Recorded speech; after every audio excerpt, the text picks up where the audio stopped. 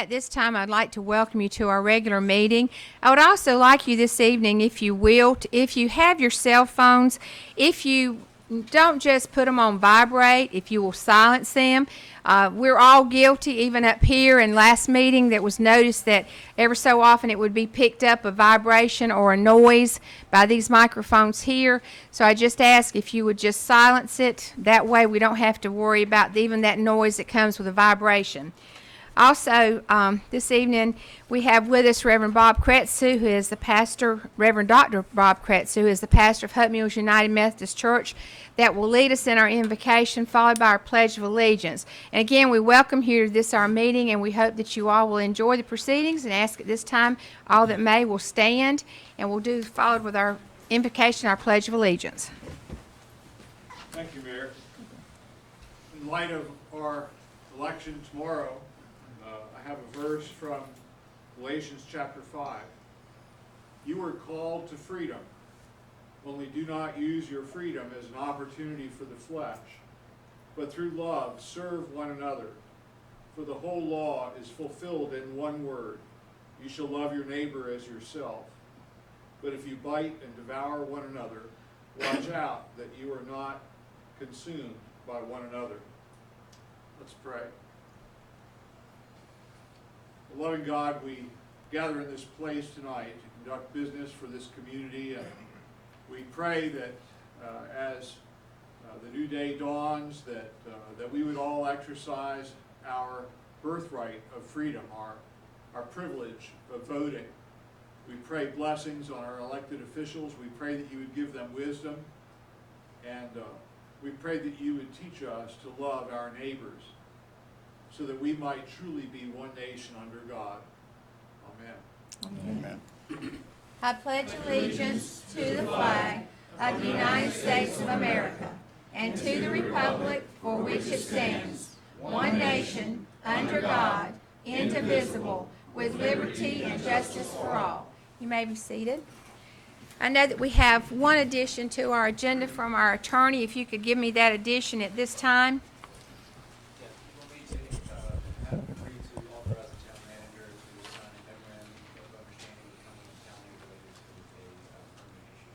And that would go under new business, and that would be item H.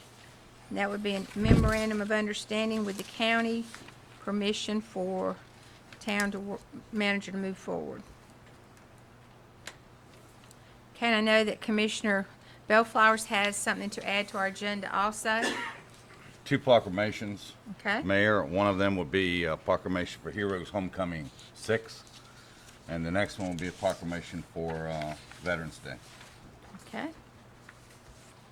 And I have both of those here at my seat so they can be added to the agenda. Are there any other additions to our agenda or deletions? Could I add for Jay, discussion on the golf course?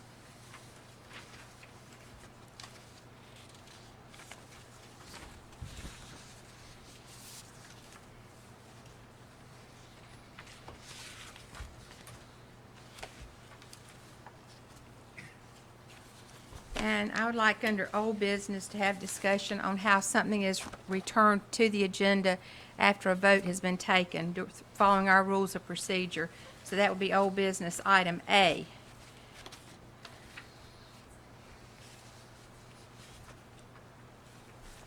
Are there any other additions or deletions to our agenda? Motion to approve as amended. I have a motion to approve our agenda as amended. All those in favor signify by raising your right hand. Seeing none opposed. At this time, we have a presentation by the Veterans Affairs Commission, Vice Chair Greeley Mitchell, regarding the Heroes Homecoming 6 events. And this has been requested, this presentation by Commissioner Bellflower. So I ask Mr. Greeley to please come forward.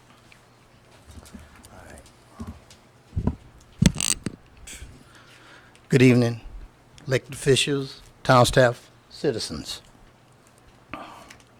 There are several events that will be happening in and around Cumberland County for Heroes Homecoming. I think this is our third year, if I'm not mistaken, Mayor, that we participated when it was first brought to us. And it's been something that we have embraced, and it's something that the veterans and the citizens seem to enjoy. Just want to give y'all a brief rundown of what you can expect and look forward to. As you can see out front there, we have the Missing Man display table. There's over 150 businesses and organizations that is displaying the Missing Man table. That table is to honor missing and fallen comrades and those servicemen that have been in prison. We have about 30 displays inside of Hope Mills. And next year, if everything goes well, my goal is to get every church that has ministry inside of Hope Mills to have a Missing Man display. That would be our number one objective next year. On the 10th of November, 11 a.m., you have the Veterans Day Parade. At 1 p.m., the Hope Mills Chili Cook-Off and Veterans Appreciation Day. We hope you all come out and support these events. At 1 p.m., the Hometown Heroes Award, the first recipient, General James Lindsay, will be at the Aberwin Special Op Museum. This is the first one. If I'm not mistaken, correct me if I'm wrong, Commissioner, they will be doing this continuously from here on out, correct? It's a new addition to Heroes Homecoming. Yes. Starting at 9 a.m. on the 11th, we will have what you call the field of flags that we'll be placing out here for our veterans. Something that we started a couple of years ago. Something that we seem to enjoy, and everybody loved the idea that we started displaying the flags out there. We go a step further, we place names on those flags. So anyone that has any family member that has served, that once lived in Hope Mills, a part of Hope Mills, provide their names, and we'll try to get those names placed on those flags. On that same day, the 11th hour, the 11th day, the 11th month, we're going to ring the bell 11 times. We're asking the entire community to embrace this, to participate in this event. Something that started several years ago, if I'm not mistaken. This became known as the Veterans Day, which is Armistice Day, after the World War II and Korean War. So spread the word around that we would like to have maximum support for this event. I think this will be an awesome time to show that we support our veterans in our community. At 11 a.m., we will begin to read the names of World War I veterans. At 3 p.m., you have the VFW Post-Veterans Day Ceremony. That right there will be something that we're doing different this year, and we will have events out there that will give you details of the chain of events that will happen.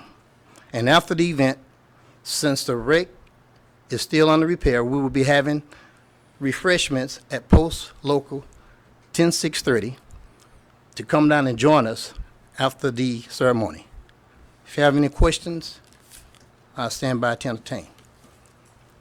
Thank you, sir.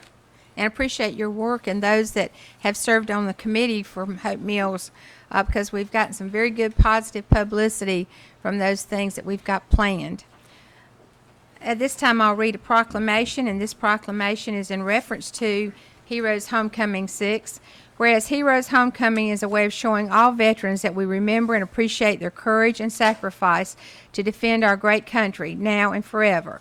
Whereas the town of Hope Mills honors our veterans and participates in the ceremony and memorial services of honoring the many resident veterans, and whereas the events from November the 8th, 2018 through November the 12th, 2018, known as the Heroes Homecoming 6, will include services at different times and locations throughout the town of Hope Mills, to include the Hope Mills Chamber Chili Cook-Off and Veterans Appreciation Day at Dirtbag Ales on November the 10th at 1 p.m., the Field of Flags November the 11th, Armistice Day bell ringing November the 11th at 11 a.m., reading of names November the 11th at 11:10 a.m., the VFW Post 10630 Veterans Day ceremony November the 11th at 3 p.m., release of balloon doves at dusk, and Hope Mills Chamber Veterans Appreciation Luncheon at VFW Post 10630 November the 12th at 12:30 p.m. Now therefore be it resolved that I, Jackie Warner, Mayor of the Town of Hope Mills, do hereby proclaim November the 8th through 12th as Heroes Homecoming 6 in Hope Mills to honor our veterans, the living, the disabled, and the dead, and urge all citizens to join us in honoring them and remembering their service. Next is a proclamation. Thank you, ma'am. Whereas Veterans Day is celebrated each year is the day America sets aside to thank and honor all those who served honorably in our nation's military. And whereas Veterans Day is a day to honor veterans for their service, to acknowledge that their contributions to our national security are appreciated, and to underscore the fact that all those who have served have sacrificed and done their duty. And whereas America is greatly indebted to those who have sacrificed for the liberty and security of our country, and whereas tens of millions of Americans have served in the armed forces during the past century, and hundreds of thousands of Americans have given their lives while serving in the armed forces during the past century. Whereas the contributions and sacrifices of the men and women who served in the armed forces have been vital in maintaining the freedoms and way of life enjoyed by the people of the United States. And whereas armed forces members have been unrelenting in a battle, unwavering in loyalty, and unmatched in honor, and have demonstrated that freedom is the most powerful force on earth. And whereas VFW Post 10630 and Auxiliary have coordinated with other veterans and civic organizations in the Hope Mills area to provide this special ceremony of remembrance. Now therefore be it resolved that I, Jackie Warner, Mayor of the Town of Hope Mills, do hereby proclaim Sunday, November the 11th, 2018, as Veterans Day in the Town of Hope Mills, in tribute to the veterans of all wars, the living, the disabled, and the dead, and urge all citizens to join in the expression of appreciation to the many veterans in our community who have given so much in our behalf in times of both war and peace. We do not have any public hearings tonight. However, we do have some public comments. The first person up is Grilly Mitchell.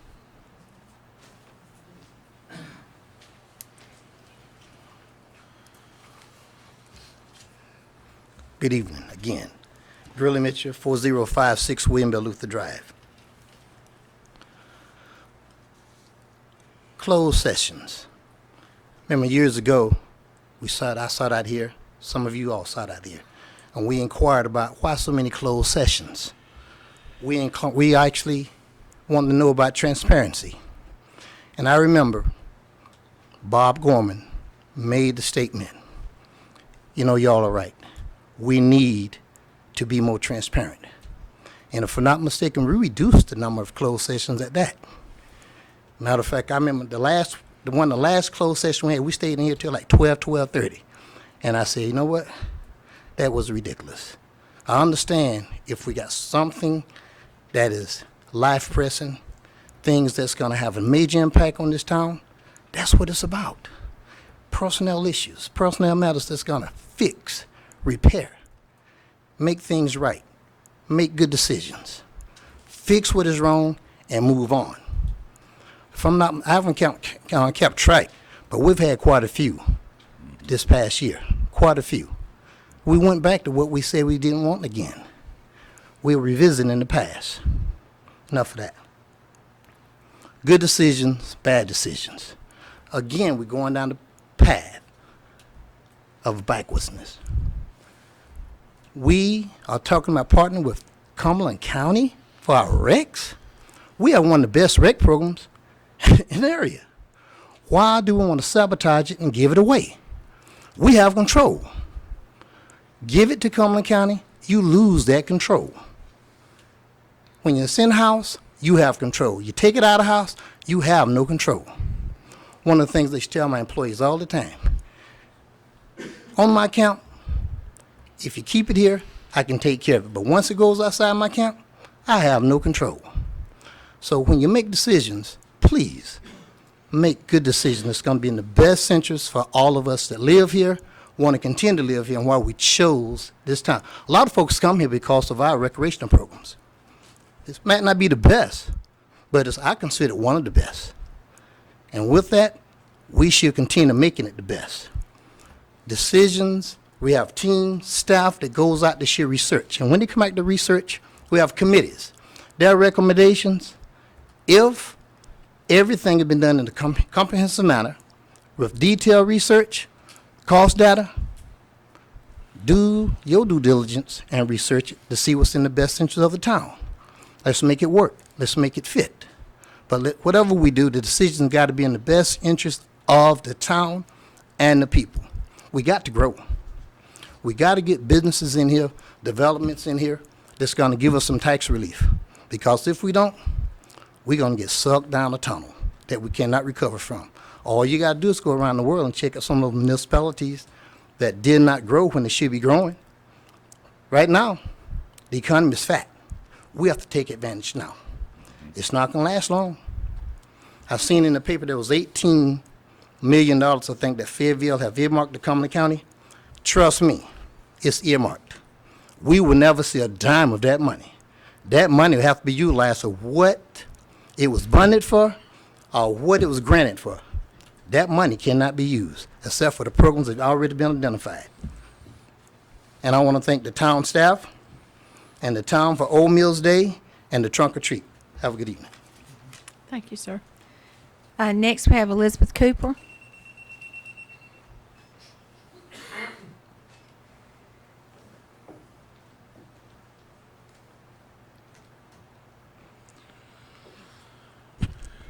Hello again. I'm sure you're getting tired of seeing me each meeting, but as long as I find... Sure. I am Elizabeth Cooper, 4413 Goldenrod Court, Parkton, North Carolina, but in the town of Hope Mills. Been here pretty much every meeting you've had recently because I'm very concerned with some of the items proposed even today. Discussion of the adoption of the ordinance that was voted down last session. I mean, what kind of person immediately puts it right back on the agenda? It was voted down. So obviously there's an issue with that, especially when you're trying to take control out of the hands of a board as a whole and put it in the hands of maybe one person who just decides to not show up. That's disrespectful to your other commissioners and to the townspeople that they all represent. Additionally, the whole thing with the Parks and Rec. Why would you pay $90,000 for a study to learn what the people want and then just put it in the trash can? We don't want aquatics. We don't want this. We don't want to do what the citizens want. We want to do what we want to do. That makes no sense to me. And as a citizen who pays taxes and came here for the recreation program, I can't even imagine what you're thinking.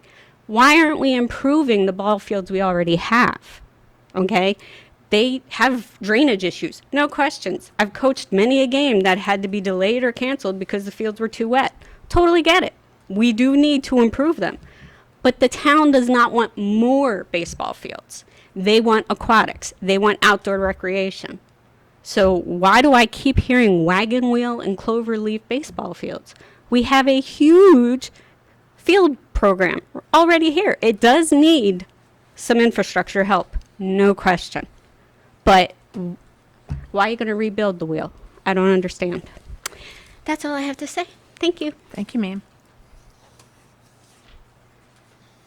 Under our consent agenda, we only have one item, and that is consideration of approval of the minutes from the September 5th, 2018 closed session meeting. Do I have a motion to approve the consent agenda as read? Motion to approve as read. All those in favor signify by raising your right hand. Seeing none opposed. Next item on our agenda is under old business. It's discussion of consideration of adoption of ordinance 2018-09 regarding the sale of or long-term lease of town property as requested by Commissioner Larson. I would ask, and I have checked out our rules and procedure, and this was something that this board in particular was so adamant about, as using in example the Walmart incident that we had previously, where what would happen is you would vote on it one meeting and then you would bring it back the next, so that what you could do is it wouldn't require that supermajority. This particular board was very concerned with that, and as they were going through their rules and procedure, tried to do everything they can so that what would happen was when it would be brought back again, you would still have to have that supermajority. Also, if you read our rules and procedure, under those, it states that the prevailing side is the ones that have to bring it back for revote.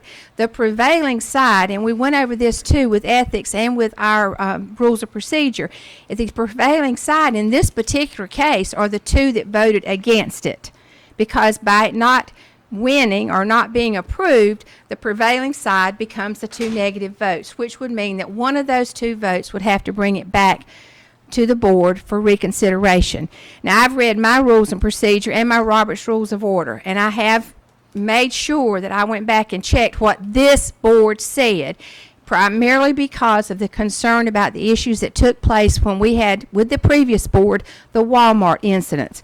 And it went on and on and on with Walmart. They would vote, and then they would bring it back, hoping that what they would do is end up with the time frame so that you would get it approved by 3-2. The other thing as mayor that I would like to mention, and this is something that I think this board needs to understand, I was also elected by the citizens of Hope Mills. I was elected by the citizens of Hope Mills, and I ran in the same race they ran. They had a choice between me and one other candidate, and I won. By doing that, I represent as many or more citizens as each of these up here did when that election took place. They also know that in the case of a tie, the mayor votes.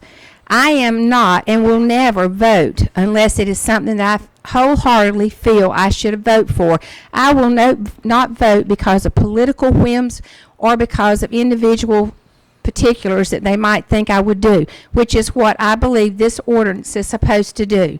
It is supposed to prevent the mayor from having a vote, because if you always have to have 5 here, then any one of the 5 can circumvent the vote by not showing up.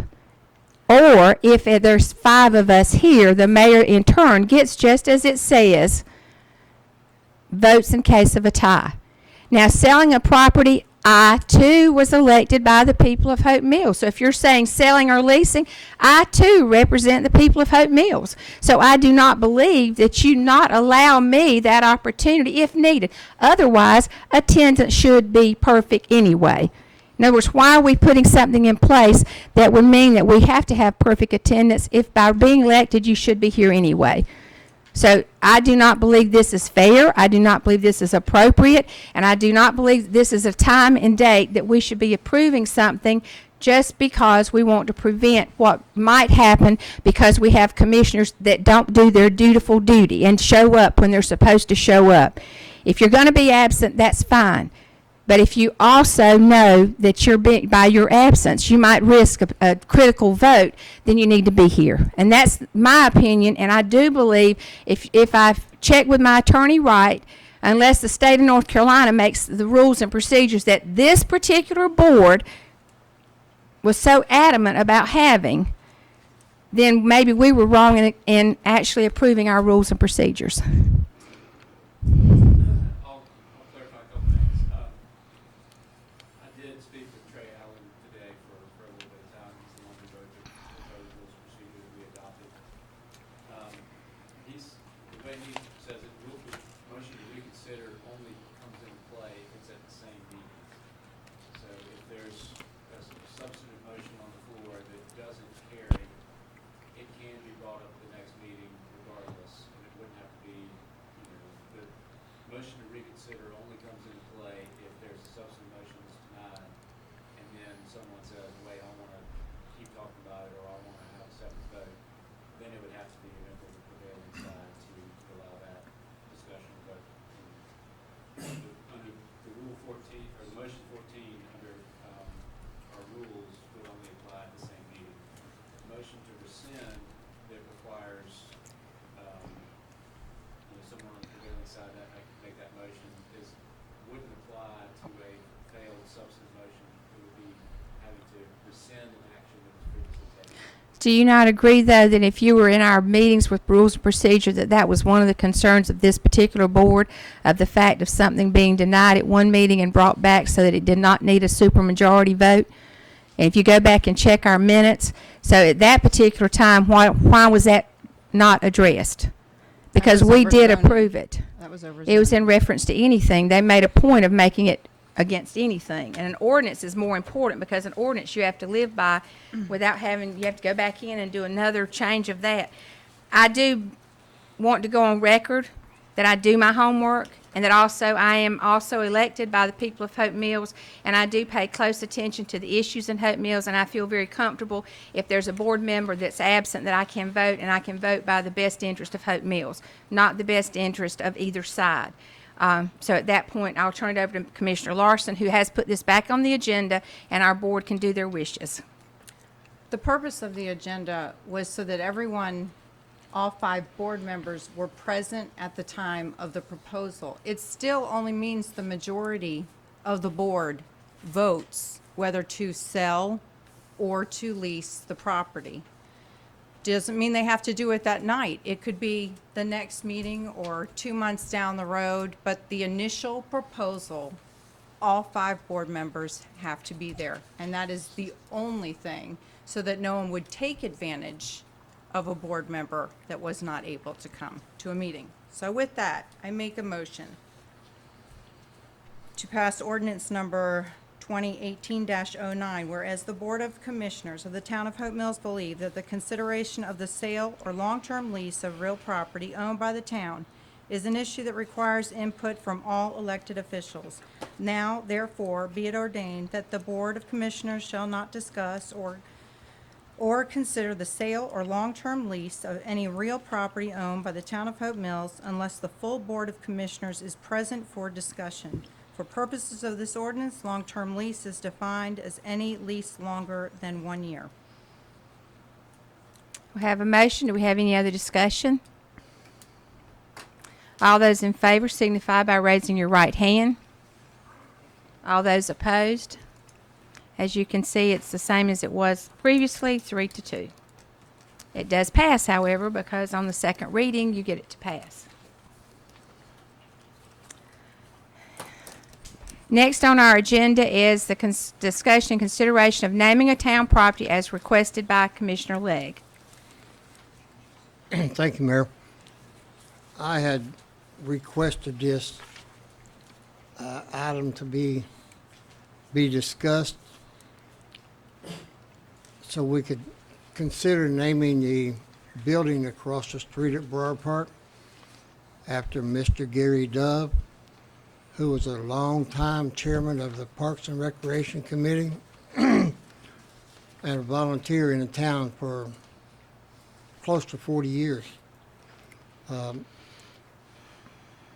I was in Rocky Mount 2 weeks ago for a tournament up there, a gentleman approached me and asked me how Gary was doing, and I informed him that he had passed away this year.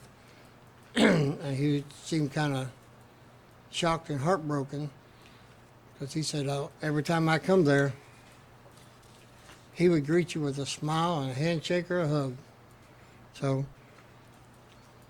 I'd like for us to discuss that, but I'll make a motion that we name the building at Brower Park after Gary Dove, and I'd request that we put his name on the front of that building on a sign, just like we have on the back pavilions back there, and let that be in his honor. I think he's very deserving of it, so I'd like to make that a motion. Can I have a motion?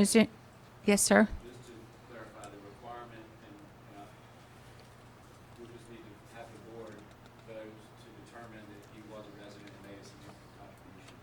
And once that board vote has been made, then you can under our policy. But it requires that by law. How do I approach that part? Give us the whole of the board.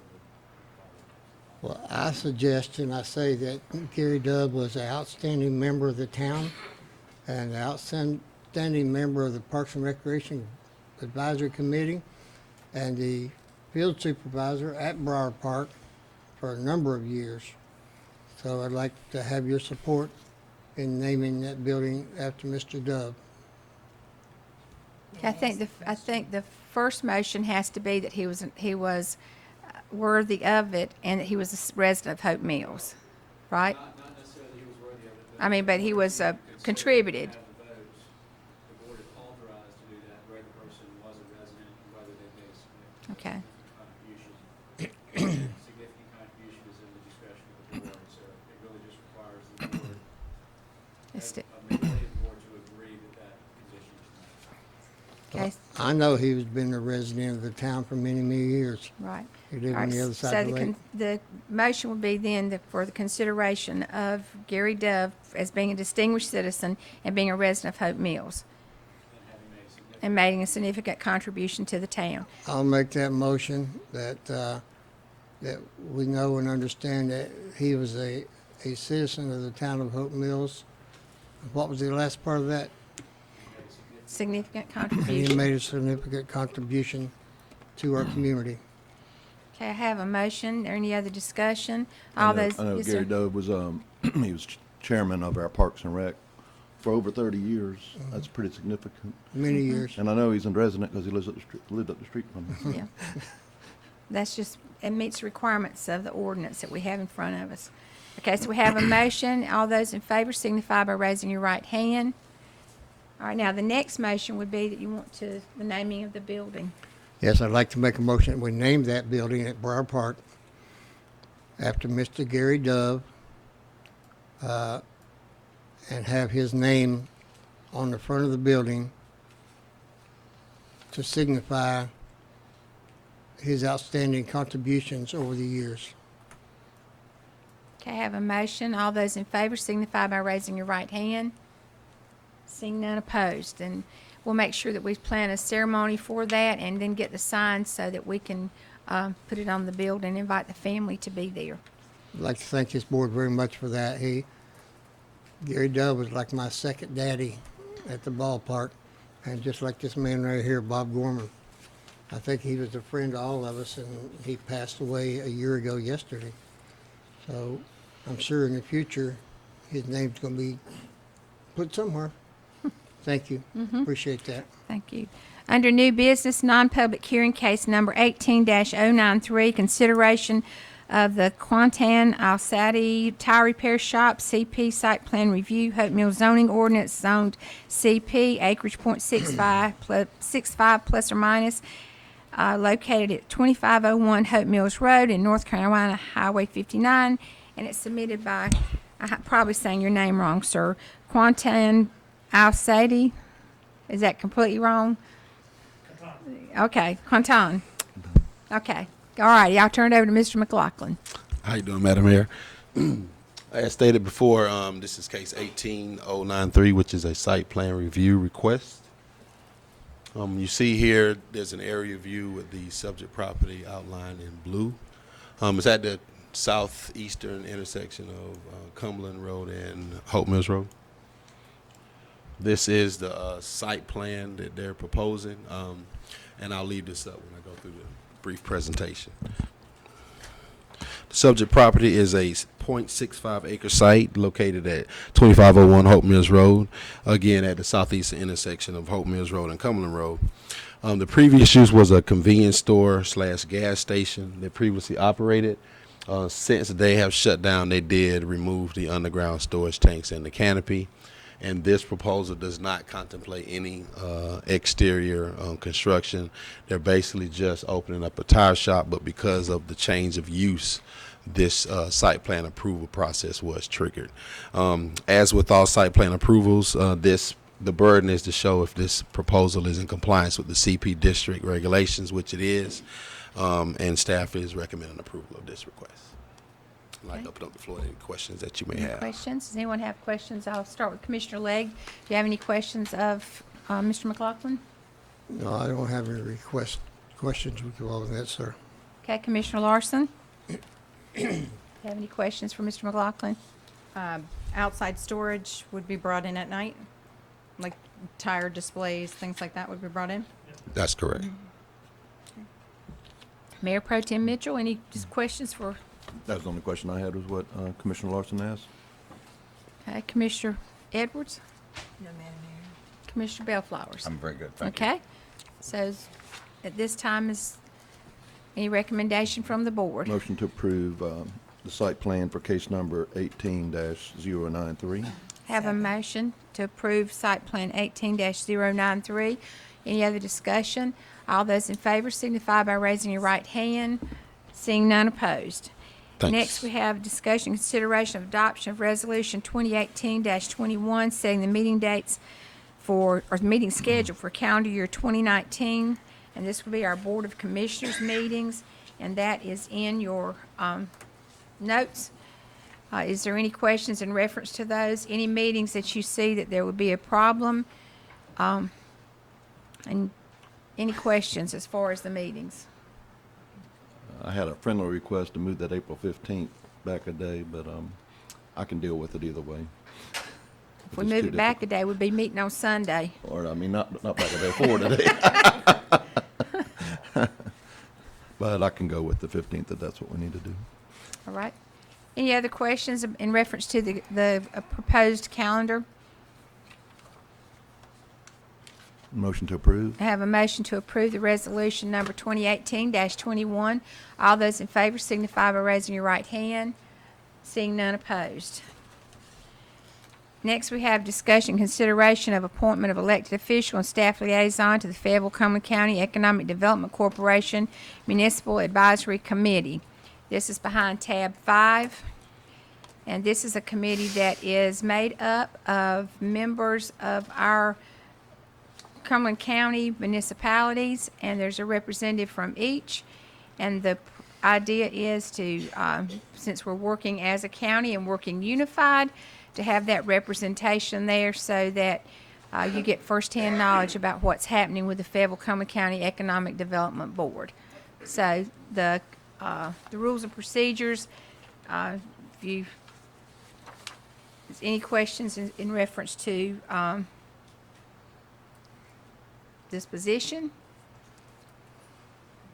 and how often they meet, I don't think they said. Do you know, Miss? Quarterly. Okay. Madam Mayor, is this, they're going to start meeting in 19? First quarter? That, yes, I believe so, because they've asked for a decision of the elected liaison and a staff liaison by December 1. So I'm assuming they will begin the first quarter of 2019. Okay. And because I'm sure you'll say it's a conflict of interest, I would like to say that I would not want to be considered since my son works for the Fayetteville Cumberland County Economic Development Corporation. And as a member of vice chair of the Mayor's Coalition, I get to see a presentation from them every time we meet. So I will not put my name in consideration, even though most of the other mayors are planning on being on that committee. So is there someone that would like to volunteer, or there's a recommendation from the board as far as the staff liaison and the member of our board to attend? Madam Mayor, I'll volunteer to represent the board. Okay, is there anyone else that would like that role, or is everyone approve of Commissioner Bellflower as being our representative? I would like to serve too, but whatever the wishes of the board is, that's fine. Okay. Do we need a vote on this, or? Okay. Okay. I think it's just your decision, Madam Mayor. Well, it could be, but I just left that decision to y'all. Sometimes Mayor it's Pro Tem, better if to wanna let do it, you, I'll sometimes I'll it's withdraw better. mine. Huh? I mean, is that what you want to do? Yeah, I've only got like one committee, and the finance committee's on the other one. How many, you got like 3 liaisons? I don't know. If we Veterans need a Rule motion Act. out, since the mayor doesn't want to do it. It's not that mayor doesn't want to do it. I make Mayor's, a motion that Mayor Pro Tem, second in command, be able to take that position. No reflection on you, Mr. Oh, no, Bellflower. I didn't know that the Mayor Pro Tem was interested. That's why I was just telling him that I'll withdraw volunteering for the position. I didn't know that he was interested. okay, and then our staff member that would, Miss Adams, would you like to appoint the staff member, or do you want the board to appoint the staff member? Up to you. In case of the other boards that I'm aware of, the planner, the new planner that has been hired by Spring Lake has been appointed to attend those meetings. There have been town clerks and town managers, so it's usually somebody that has the capability of bringing back information to the town in reference to economic development. So is there a wish from the board as far as what you would like? if our town clerk can do it, it would be a good idea if she has time on her schedule.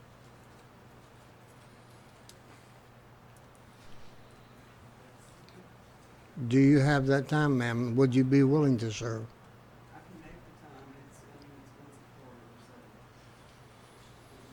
so. Then can I recommend that our town clerk, Ms. Starling, be the staff member? If that, and I guess in conjunction with, that's something that Ms. Adams would approve also. What I may do is, make, Mr. McLaughlin the, alternate if she couldn't attend. Okay. Is that okay with the board? Okay. Not, or comments? I don't have a problem with that.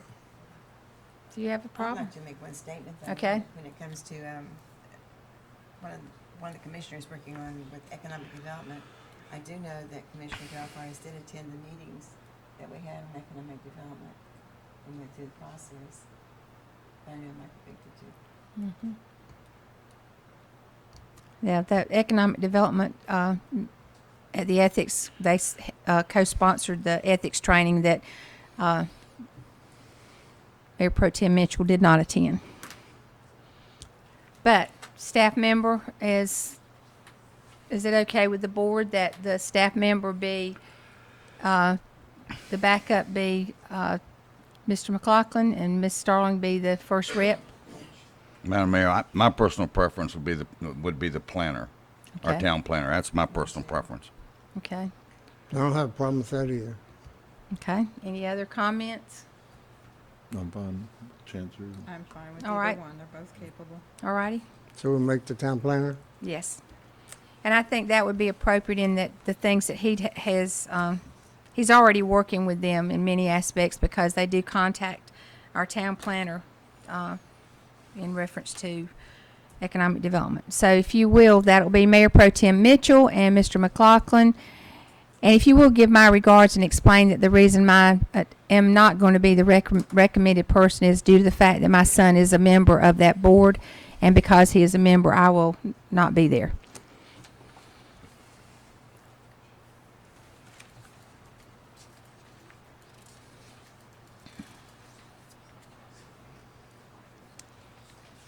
And before we leave that discussion, I have one thing that I would like to mention in reference to the Fayetteville-Cumberland County Economic Development Board. I think this is important, and I think this is important for those of you that have had some questions in reference to my relationship to that board. That board is paid for by Cumberland County and Fayetteville. It is very, very active in that what they're doing. If you were at our meeting on Friday, you'll see the numbers. I meant to bring the sheet with me. The number of jobs that they've brought in to Cumberland County, the number of businesses that have been brought in, industry that has been brought in. So they're very active, and they do try to locate particular businesses and opportunities to certain locations. In the reference to one of the organizations that wanted to come to Hope Mills that I was very excited about because of the fact that it was coming to Hope Mills, and they did select us because they felt like this was the best location. My son was instrumental in also getting that here and made presentations from this board.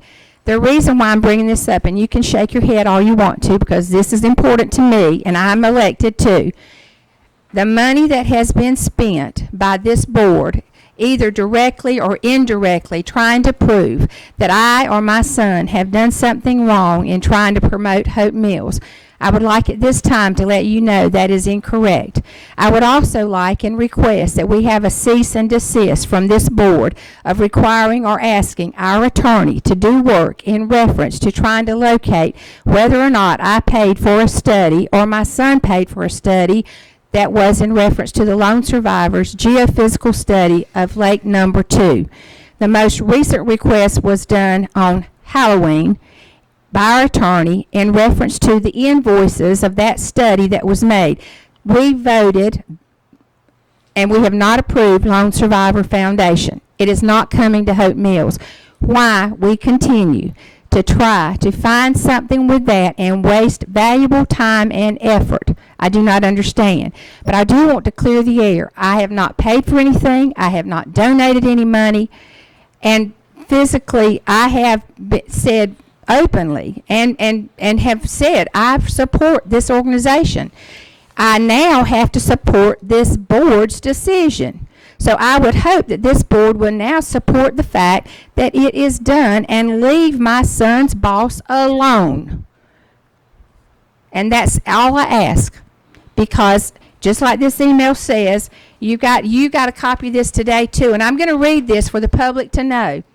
Dan, following up on our brief conversation this morning regarding the previously scanned and sent documents FCEDC received and paid 3 invoices to ECS for the Phase 1 wetlands and geotech work. The first of these we processed through our electronic vendor payment system.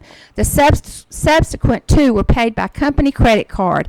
In the scanned documents sent, you have a copy of first invoice with applicable payment routing information. For the other 2, I believe you have copies of the invoices and the credit card transactions. The difference in how these invoices were processed is the reason there are 2 types of paperwork associated. I feel I should also share that FCEDC was invoiced for 100% of the cost associated with the work, and FCEDC paid 100% of the cost incurred.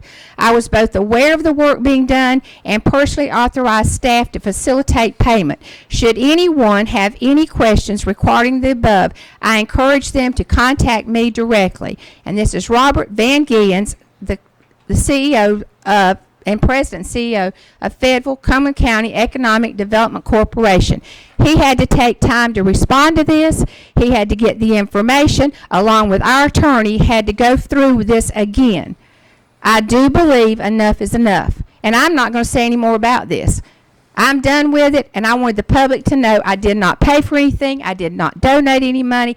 I did like the project. I did think it was good for Hope Mills. But at this point in time, it's over, it's done, and they're moving on. And this board voted not to accept it. That's done. I now totally support their decision. I'm moving on. I expect them to do the same. Mayor Warner, Yes, ma'am. I think it's a little unfair for you to make that announcement. When we made our decision on the 18th not to move forward, you did not follow the direction of this board. You continued to push it. We did not. Commissioner Larson, I beg now that you're out of order.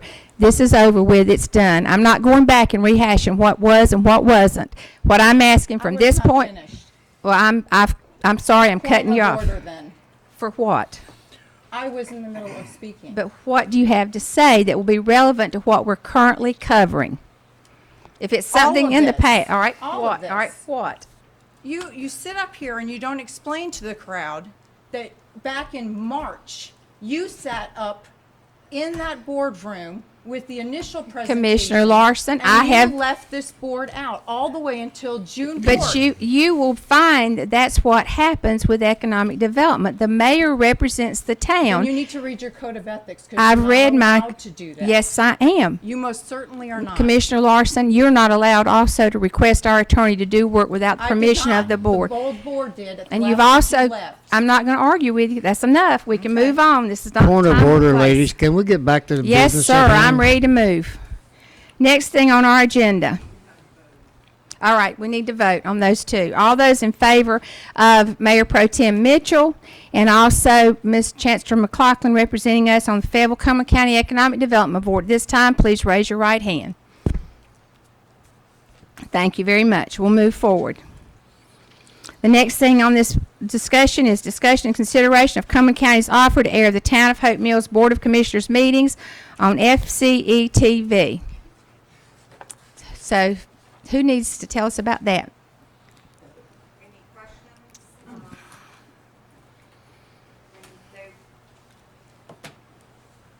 They requested it in an MP4. Contacted me to see if we would be interested, so I didn't go to them. Madam Mayor, Yes, sir. do we have any kind of statistics to say what the regular viewing audience is from our tape broadcast now? You mean on YouTube? Is that what you're asking? The YouTube Yes. benefits? Do we have any idea of what their numbers are? It'll be on YouTube. You can check the number of views on YouTube. Yeah, we've not done that, but. Okay, may I ask? They're offering to do this free of charge, and it would air, I think, Sally sent me an email this afternoon and said it would air on Friday evenings at 9 p.m. At no charge to the town? No charge, I'll make a Is motion. this we using the accept. same equipment we have? using the same Okay. camera. I'll make a motion that we adopt this on item D, under new business, that the viewing be aired for the Town of Hope Mills Board of Commissioners meetings with FCETV. Is that all I Okay. need? I have a motion that we approve or we accept the offer to air our commissioners' meetings. All those in favor signify by raising your right hand. Seeing none opposed. Next, discussion, consideration of changes to the Veterans Affairs Commission membership requirements and approval of James and Jean Clark lifetime membership as requested by Commissioner Bellflowers. And I'll turn this over to Commissioner Bellflowers to speak on this. Thank you, Mayor. These are the items that were, that the committee voted on at the last Veterans Affairs Commission meeting, which was just last week, that they wanted to bring before the board. And there are 3 of them. And I'm gonna go through, and each of you have a copy in your packets. So I'm gonna start with the first one. The committee would like the board to increase the Veterans Affairs Commission membership from the current 7 members to 9 members.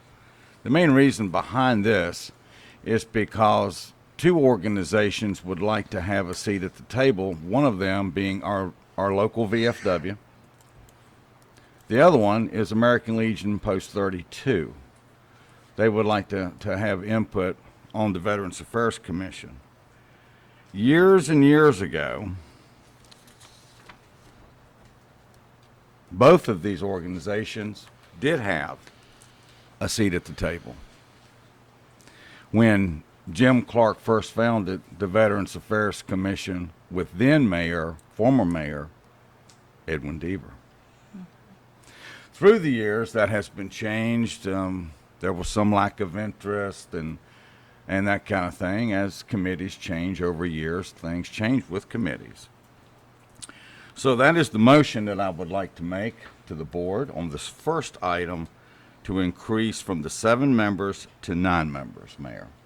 Okay. Any questions in reference to that? And especially now that those additional members would be the non-voting members, or you're saying that it would be 9 members if they're, It will be 9 members. There's a number 2 coming up to address voting. okay, But committee size to 9. Is there any questions in reference to that? If not, do I have, I made the motion, so. okay, all those in favor signify by raising your right hand. That the Veterans Affairs Committee becomes a membership of 9. The next thing that you would like to ask Commissioner Bellflowers? Next item, and thank you, board members, for doing that. When we have volunteers that want to serve on any of our town committees, any of them, we should never turn away any volunteer that fills out a volunteer form. We should never do that. We should always encourage as much public participation in our committees as possible. The second item is an exception to policy to allow members, resident, non-resident, the opportunity to vote on agenda matters that come before the commission. The note is non-resident members must reside in the town of Hope Mills, MIA. Now, where this is coming from is these 2 additional members that we just added, a member from Post 10630 and a member from American Legion 32. Now, the discussion with the committee was, because they're a business entity, a nonprofit entity, would whoever sits in that seat, they would vote regardless of where they live. And then the discussion was, well, there's a lot of people that want to serve on the committee, that want to vote on the committee, but they don't live in the town, but they live in the MIA. So that's why it was framed the way that it was. And then I want to go back and reference our policy and procedures for appointments to volunteer boards and commissions. This would be policy number GBO2, effective date 08/03/2009, where it does say in reference at this point that Board of Commissioners amended the requirement on December 17th, 2012, and I believe Mayor Pro Tem may have been part of this with the Economic Development Committee, only to allow business owners that live within the town's MIA, the business must be located within the town limits for them to become voting members. And I'll read this right from the existing policy. So, I think there may be some discussion about non-members and voting on the Veterans Affairs Commission. So, with Post 10630, which clearly, that building, along with 32, Post 32 on Legion Road, both of these buildings are in Hope Mills. So whoever serves in those positions on the Veterans Affairs Commission would be able to vote on matters that come before the commission. So that's what the motion is. We just added the two. The board just added 2 members from those organizations. So the motion is that whomever sits in those 2 seats from the American Legion Post 32 and VFW Post 10630 would be allowed to vote as a voting member on the Veterans Affairs Commission. That's the motion, Mayor. Any discussion on that motion? And I may add, the chair of the committee, vice chair of the committee is here. If there's anyone that has any discussion about this, about the motion. Mayor, if I will, Yes, if I sir. can. I certainly appreciate everything that Mr. Bellflower is trying to do for these committees. However, I've been on this board some 15 years, and I've seen this flip-flop back and forward, and I've seen some good people have to leave because the board made a decision non-residents could not vote. I would like to see us continue that so that the residents of this town have a say on what happens in this town. And I realize what he's saying about the MIA, but that MIA may never be inside the city limits. We don't know. So I'm not in favor of letting non-residents have a vote on the say in Hope Mills. And I'd like to see us keep the voting members of these committees at the number of 7 for voting members. Does that make any sense? So what you're saying, Commissioner, like Mayor, may I Yes, sir. redress? So what you're saying is that we have, the board has now authorized 2 additional members to the committee, one from VFW Post 10630. So you're saying that whoever represents Post 10630 must reside within the town limits. Is that what you're saying? I think that's what our ordinance says. When this was changed back in December 17th, 2012, to allow business owners that live within the town's MIA voting rights, and I have it right here. Living in the town. So it's right here. But he has a business in the town. Has that been redacted? We don't currently have an economic development. Not anymore. Okay. It's inactive. But this was accomplished not more than 6 years ago for an economic development committee. The businesses live in town. I mean, they don't live in town, they are in town. The businesses themselves. So I what you're understand saying that. is, you don't want somebody to sit in that seat unless they live in Hope Mills, in 10630 or Post 32. Well, I That's what think you're that saying. would be a good idea, but I'm sure we have some now that are not qualified according to those terms. I don't know who they might be, but I'm sure there's probably is some. There are some, excuse me. Madam Mayor, Yes, ma'am. if the businesses are in town that these people belong to, they're nonprofits, they're military. And I think that if they want to volunteer to help the veterans, that they should have voting rights. We've done enough to our military. I think we should go ahead and let them do this. That's my- Madam Mayor, I've said all I can say. I can't say any more. Okay, so on the floor, we have that the members, on the veterans, that we've extended the membership to 9. So now the next request is that those 9 be allowed to vote, and that the non-resident members that live in the MIA would be allowed to vote. Yeah. That's what's on the floor. So that would give, and this would be particular to the Veterans Affairs Committee. Only for the Veterans Only the Affairs Veterans Committee. Affairs Committee. All right, so that on the floor, we have that motion to allow the 9 to vote. All those in favor signify by raising your right hand. All those opposed? Thank you. The next item, and the last item, is to approve Jim, and Jean Clark as Veterans Affairs Commission lifetime members. Without question, both are residents of Hope Mills. And without any question, again, they have served our veteran community for 50 years. And I ask the board to approve Veterans Affairs Commission lifetime membership certificates for Jim and Jean Clark to be presented on Veterans Day during our ceremony. I That's my agree with motion. you on that, sir. I agree. Okay.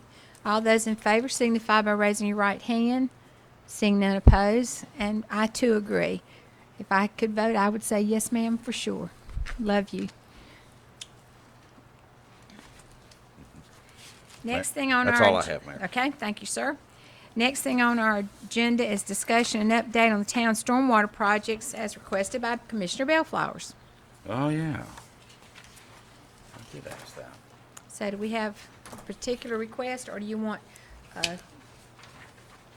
Well, I'm going to tell you, Madam Mayor, what brought this up, and I spoke with Melissa and Beth at length with it, is that there's been a lot of discussion about stormwater projects from the General Assembly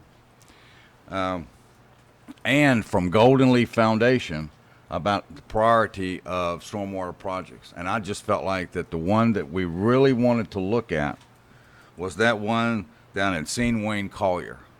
That is a heck of a mess that's in that area.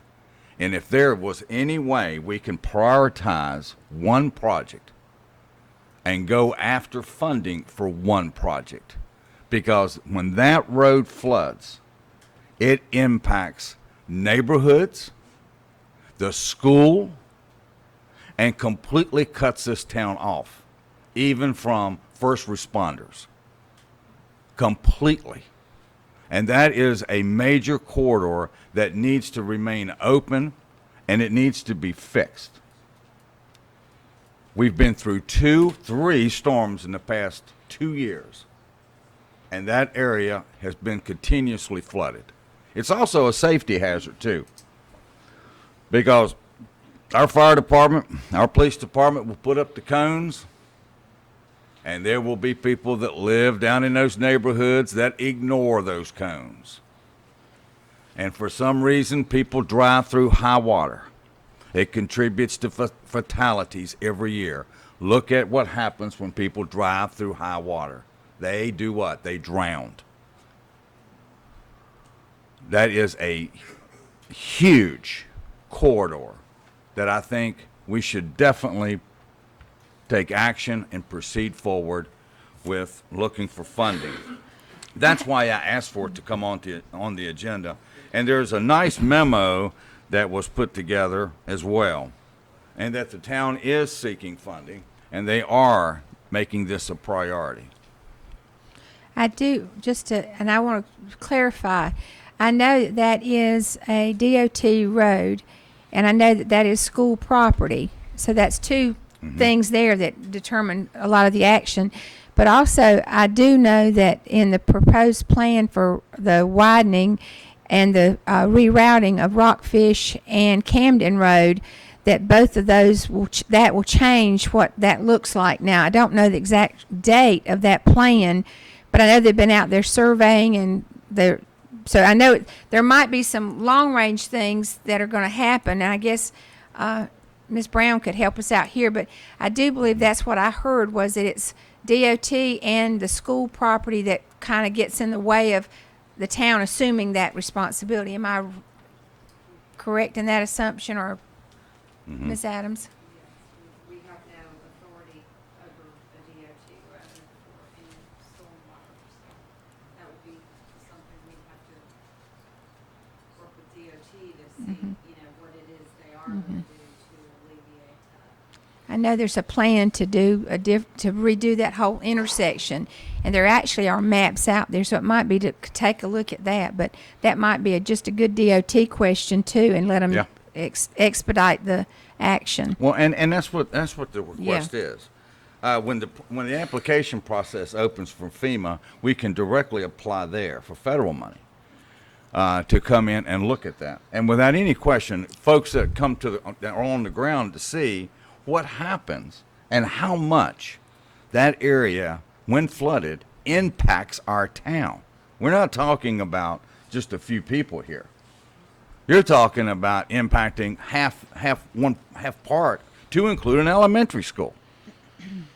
And I think that we should definitely be in line for some type of either state or federal funding, and if nothing else, temporarily reduce the high water levels in that area. And that's the reason I asked for it. Okay. The other part too is that this is the time now when assessments are being done, and Beth knows this along with Melissa. The city of Fayetteville is going through the very same thing with looking at reassessment and assessments of stormwater projects. And finally, for the first time, I think they're starting to get some visibility at the state level on stormwater projects and stormwater project management. I'm done. Okay. That was Madam it. Mayor. Yes, sir. So, and Beth can address this, but if those schools were built today, Baldwin included, they would be required to have stormwater ponds. Would that, we're not putting you on the spot today, but would stormwater ponds out there help the situation, which is on school property, of course? As a temporary. It probably would do it, but I'm not the authority. Beth would be. Yeah.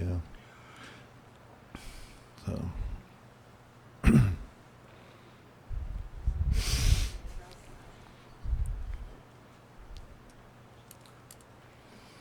Just be brief. So current regulations would require them to do quantity and quality control. The project that we have addressed that the engineering firm did years ago, we're still using that same priority list. Obviously, things change as they fall apart. They don't fall apart at the same rate, obviously, but the project that we have at Seaway and Collier is actually on the school grounds, and it was a water quality to address water quality. That's the quality of the water, cleaning it up. That has nothing to do with the quantity. But to answer the question, yes, if they were to do something, they were going to put in this big ball field and playground and a walking trail, and they declined to do that because they were going to be required to put in stormwater for the area out there. So unfortunately, to answer your question about the DOT roadway, I don't know if DOT is eligible for FEMA reimbursements or anything. I have no idea about that. I can't speak for them, but we don't have the authority to do any project in there right away. So the town cannot collect FEMA money for a DOT right away. Madam Mayor, Yes. could we approach it from the Sturbridge end, since those houses that is a town road? We actually have a project that is for the Sturbridge area. We have Yeah. begun the project. I mean, we did a portion of it, the end portion, if you will. It comes through that neighborhood, but I don't think that's going to address the concern in Rockfish Road. Well, that's coming off the school property, though. Those first 5 houses were underwater after Matthew. Yeah. Mr. Kinlaw made sure staff came out before Florence and cleared out the ditches that they had, built after Matthew to Yes, make the- sure, which did stop it somewhat. They still had some pooling in their yard, but not nearly what they had. Well, the principal, we contacted the principal there, and she was very Ms. Palmer. adamant about getting that cleaned. I will tell you, unfortunately, the design for those houses, the water goes from the school side of the road onto the opposite side, and it runs through somebody's side yard. That's the way it was designed, so there They is didn't no... have that problem until they clear cut, though. I had never flooded. And that was built in, was it the beginning, 1971 when that was started, that neighborhood? It never flooded like that until they clear cut. It never flooded on Sturbridge. Never. Yeah. Never flooded. Madam Mayor, Madam Mayor, ma'am, Yes, sir. that project right there impacts a lot of people. Commissioner Larson and myself directly, because we both live right there and have to go around it. But I'm not worried about me getting in and out or her getting in and out. I'm worried about these kids there to go to school there and have to travel down and get trapped in that water. And I think police chief will tell you, I don't care how many signs he puts up or cones he puts up, somebody's going to go through it. They do go through it. And I appreciate you bring that up because it does need to be corrected. I'd never noticed any flooding there until Matthew came in. And then we've had back-to-back floods with two straight hurricanes. And I moved in that area in '84. That's the first time I ever seen the intersection flood like that. Maybe some water partially over one lane, but never the whole place underwater. So I wish we could do something about it. Then all we have to do is have the funds to do it. But maybe we can do something by talking with DOT and tell them how important it is for us and the kids in our schools. Plus the mosquitoes are terrible when that happens. Madam Mayor, Yes, sir. we have a local DOT rep, correct? Yes, we do. And he has been contacted. Greg Burns he's been out and and I think the answer that I gave in reference to what their future plans are is where they see that's going to probably correct that whole situation because of the way they're going to reroute the road. But But we're talking years down the road here. but I think they're not going to do a Maybe quick not. fix. Maybe not. They're not going to do a quick fix for something that. But I don't know what the solution is. But I do know that the DOT or the school system would be the ones to address it. Well, I just think that the safety of those school kids is paramount. And there shouldn't be any time limits associated or even funding constraints on a project that impacts that area in the magnitude that it does. That's just how I feel about it. I'm very passionate about it, and I feel strong about it. And that's the reason why I wanted it on the agenda. For nothing else, some discussion. So the consensus of this board is to ask the town manager to move forward with her discussions with DOT? Is that what I understand, Madam Mayor? I'd like to have a response about it directly from DOT. I really would. A direct response about that area. That's what I'd like to see on the next agenda, December 3rd. Is that a motion? Yeah, I'll make that a motion. Okay, the motion is that we're requesting some form of a response from DOT in reference to what could happen on the road directly in front of Sue Wayne Collier Elementary School is what we're looking for. Well, there's a couple roads that Yeah. connect there, but that's the fundamental area. Somer, Devers, Sturbridge. Okay, so we have a motion. All those in favor signify by raising your right hand. Seeing none opposed.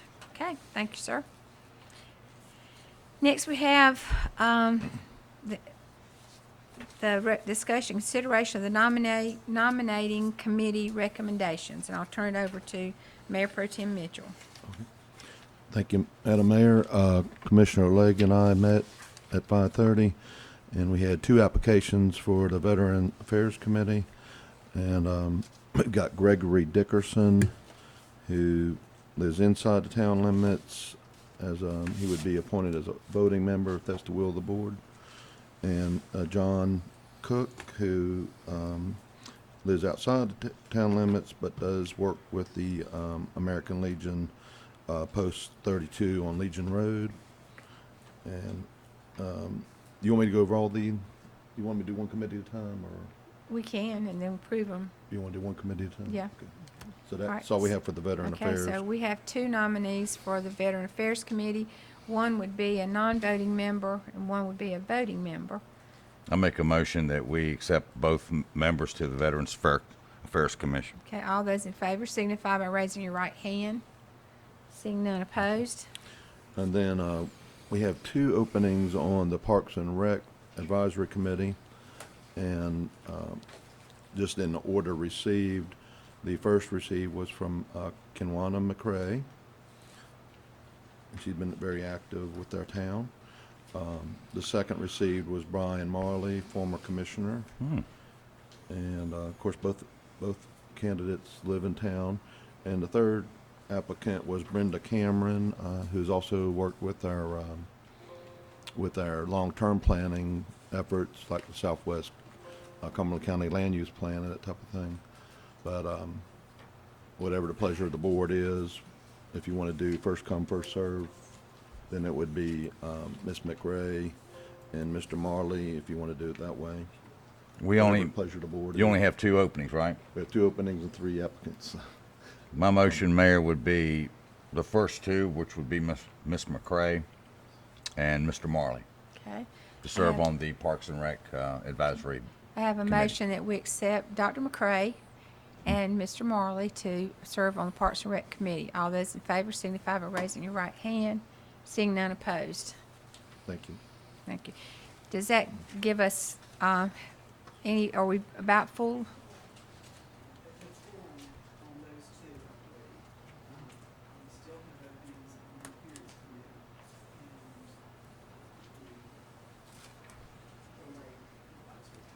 Okay. So if we can see if we can encourage some more to come out, because I think that's good news that we've got some renewed interest. Yes. Ms. Darling, are any of those not, on the Parks and Rec, who are the non-voting members? Are there 2?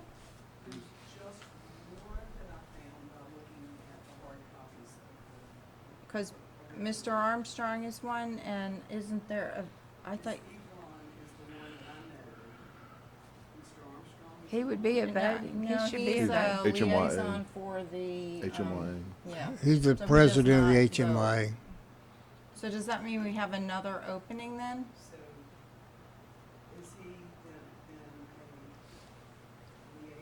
Yeah, he's the liaison for. So would that mean we'd have another opening then for a voting member? Yes, if he's not a voting member, then you need one more voting member. So we could add Ms. Good. Cameron? We could add Ms. Cameron in. That's the will of the board. Do we have that many openings? Do we have 3 openings? Yeah, well, because we have the 2 non-voting. We've got Michael Seals, Tiffany Horn. As far as voting, And then, Sally, another young lady. I think one of them, I don't have Mr. Armstrong on. you don't have him listed on there, okay. As Well, he's a voting. non-voting member anyway. Not voting. Members I have are Sally Bailey, Sandra Ebron, and I have noted she's non-voting county resident, Winnie Golden, Wendy. Tiffany Horn, Michael Seals, and Linda Summers.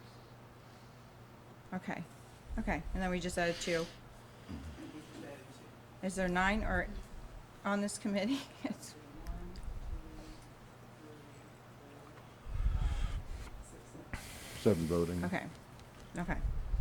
Okay, we might want to ask Ms. Cameron if she would consider going to the Appearance Committee. I did hard. We Okay, already done so that. she declined, okay? All righty then. All right, so, if you'll notify those members that of their new meeting schedule, so that we can get them in, and then we just know that we've got openings on the Lake Advisory and also on the appearance. Okay, thank you, ma'am. All right, next we have, the discussion of the memorandum of understanding, and I'll, let, our attorney explain what that is and how that will be carried out. Right, so the Dirtbag Ales project that is currently being constructed, I guess. One of the buildings was permitted by the county prior to our annexation. Since the annexation, the permit has been revoked for one reason or another. I think it had something to do with the contractor. And because we have now annexed the property, the county is saying they don't have authority to issue a new permit, and it will fall on the town to issue a permit for the property. But given that the construction is so far along under the old permit from the county, both, I think the town and the county sort of agree that it would work better for the county to continue on with the permit. All we would need to do is give the county permission to continue with that permit process, which can be accomplished with just a memorandum of understanding from the town and the county that the town is fine and requesting the county to continue with the permit on that particular building. Other pieces of the property will still be responsible for continuing on that one building. Applicant, town attorney Herzog, the applicant also requested that the Burger Shack and Pavilion be added to that request because they were on the original site plan back in May. That was approved by the county. If that could be added, please. And we did give them their initial zoning, right, after annexation, right? Now, my discussion with the county, they may or may not agree to do those other two buildings that we have. We'll sort of have some discussion about that. But if you authorize us to negotiate and move on to that. Oh, they've agreed. Okay. The applicants are here if we need to hear from them, but are y'all okay? Yes, that would be fine. Okay, so we have a request that we authorize our attorney and town manager to move forward with the memorandum of understanding to assist Dirtbag Ales. All those, Motion we make a approved. motion? Make a Motion motion. approved. Okay, so all those in favor signify by raising your right hand. Seeing none opposed. Okay, thank you, ma'am. Thank you, sirs. All right, next on our agenda is a request by Commissioner Larson for discussion on the golf course. Okay, so I went on the Parks Walk, and I had never been on the golf course before, which is an amazingly beautiful piece of property. And I started looking at that we have close to 17,000 people here in Hope Mills, and we have a 1-mile track at our municipal park. And as we start thinking about doing our big plan for all the parks, I don't want to lose sight of our fire and police that have been kind of left for decades behind, that we need to remember them. With the information so far that we've gotten from McAdams, walking and hiking has scored very high. And so I would like to make a motion that we open the golf course April 30th of 2019, making the few minor repairs on the track, dusk to dawn, just like the Cape Fear River Trail, so that no lighting would be required. We could do some benches, trash cans, but it would give the citizens another place to walk during the day other than the municipal park. And we can start focusing on some of the other things that have been important to the town. Madam Mayor, Yes, sir. I think it's terrible we leave that golf course set out there, as pretty as it is. I know we'd have to get permission to use the parking lots that's there, or know what? Can't use it? The board instructed Yes, and he is not interested in allowing public access. okay. That was in my manager's report. Then, So Staff DOT. is recommending that we contact NCDOT for a driveway permit across from Fairway Drive. I concur with that. I think it's what we should do. And I don't think Ms. Larson's motion covers baseball, softball, football, but community use. If somebody's out there playing a flag football game or frisbee, but I think we're not being fair to the public by not letting them use what's rightfully theirs, and that's the golf course.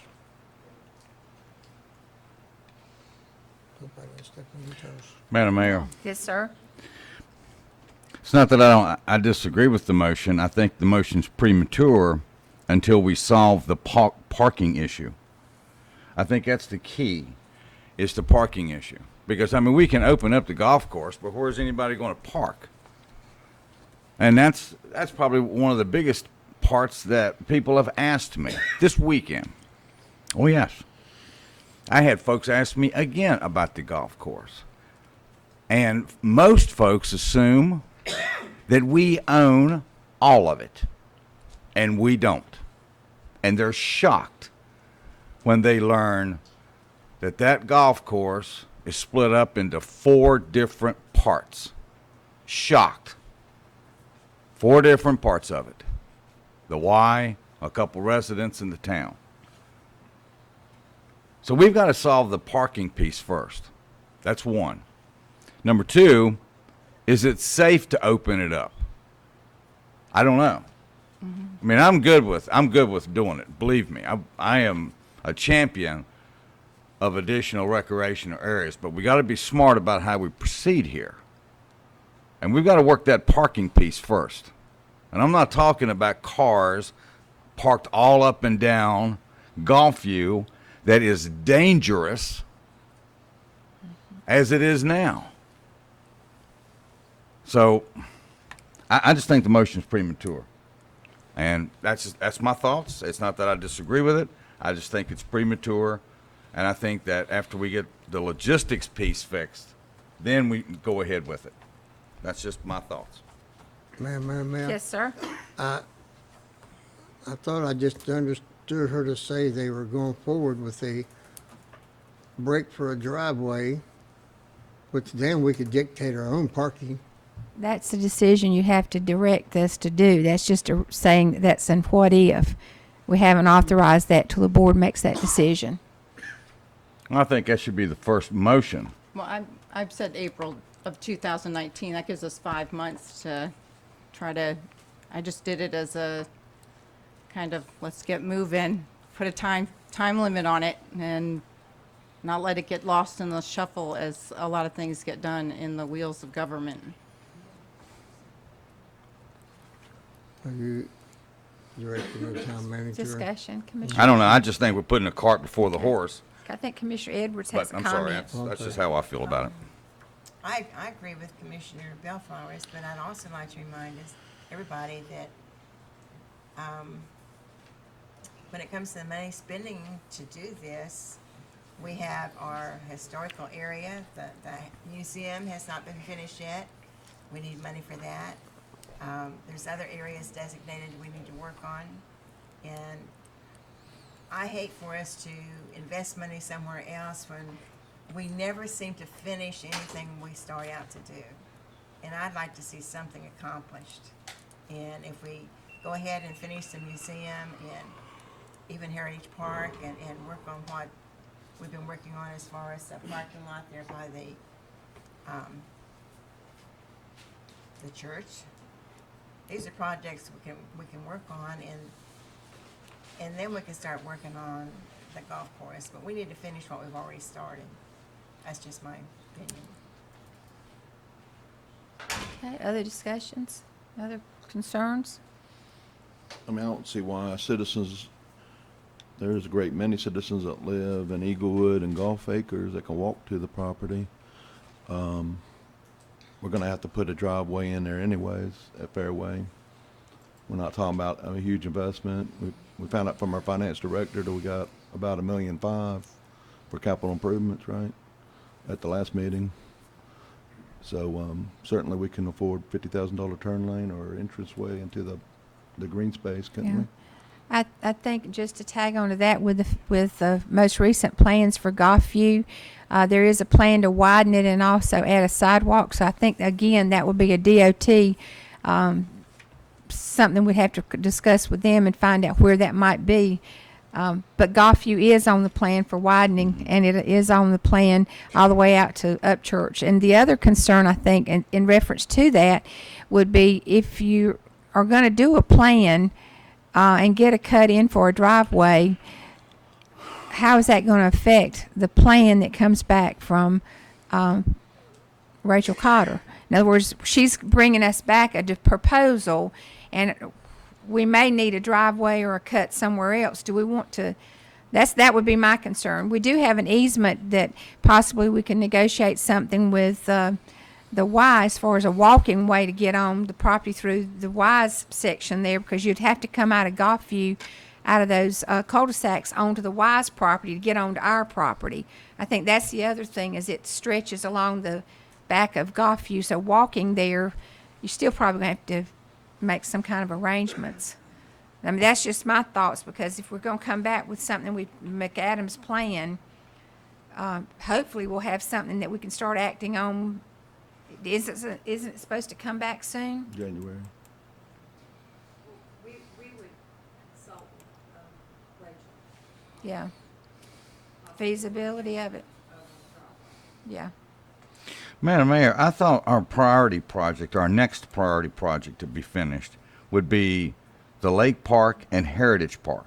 Lake Park Phase 2. Phase, Phase am, 2. am I incorrect in thinking this, or That's didn't we where we're agree sup- that that's? We agree. We, meaning it was as a board, it was decided that Phase 2 of the Lake Park and then Phase 3, and that would be to meet our requirements with our permitting process that we did for the dam, that we would complete those projects. And Complete those. That would encourage then a walkable spot down on Rockfish Creek where Heritage Park is, and also the museum would be available.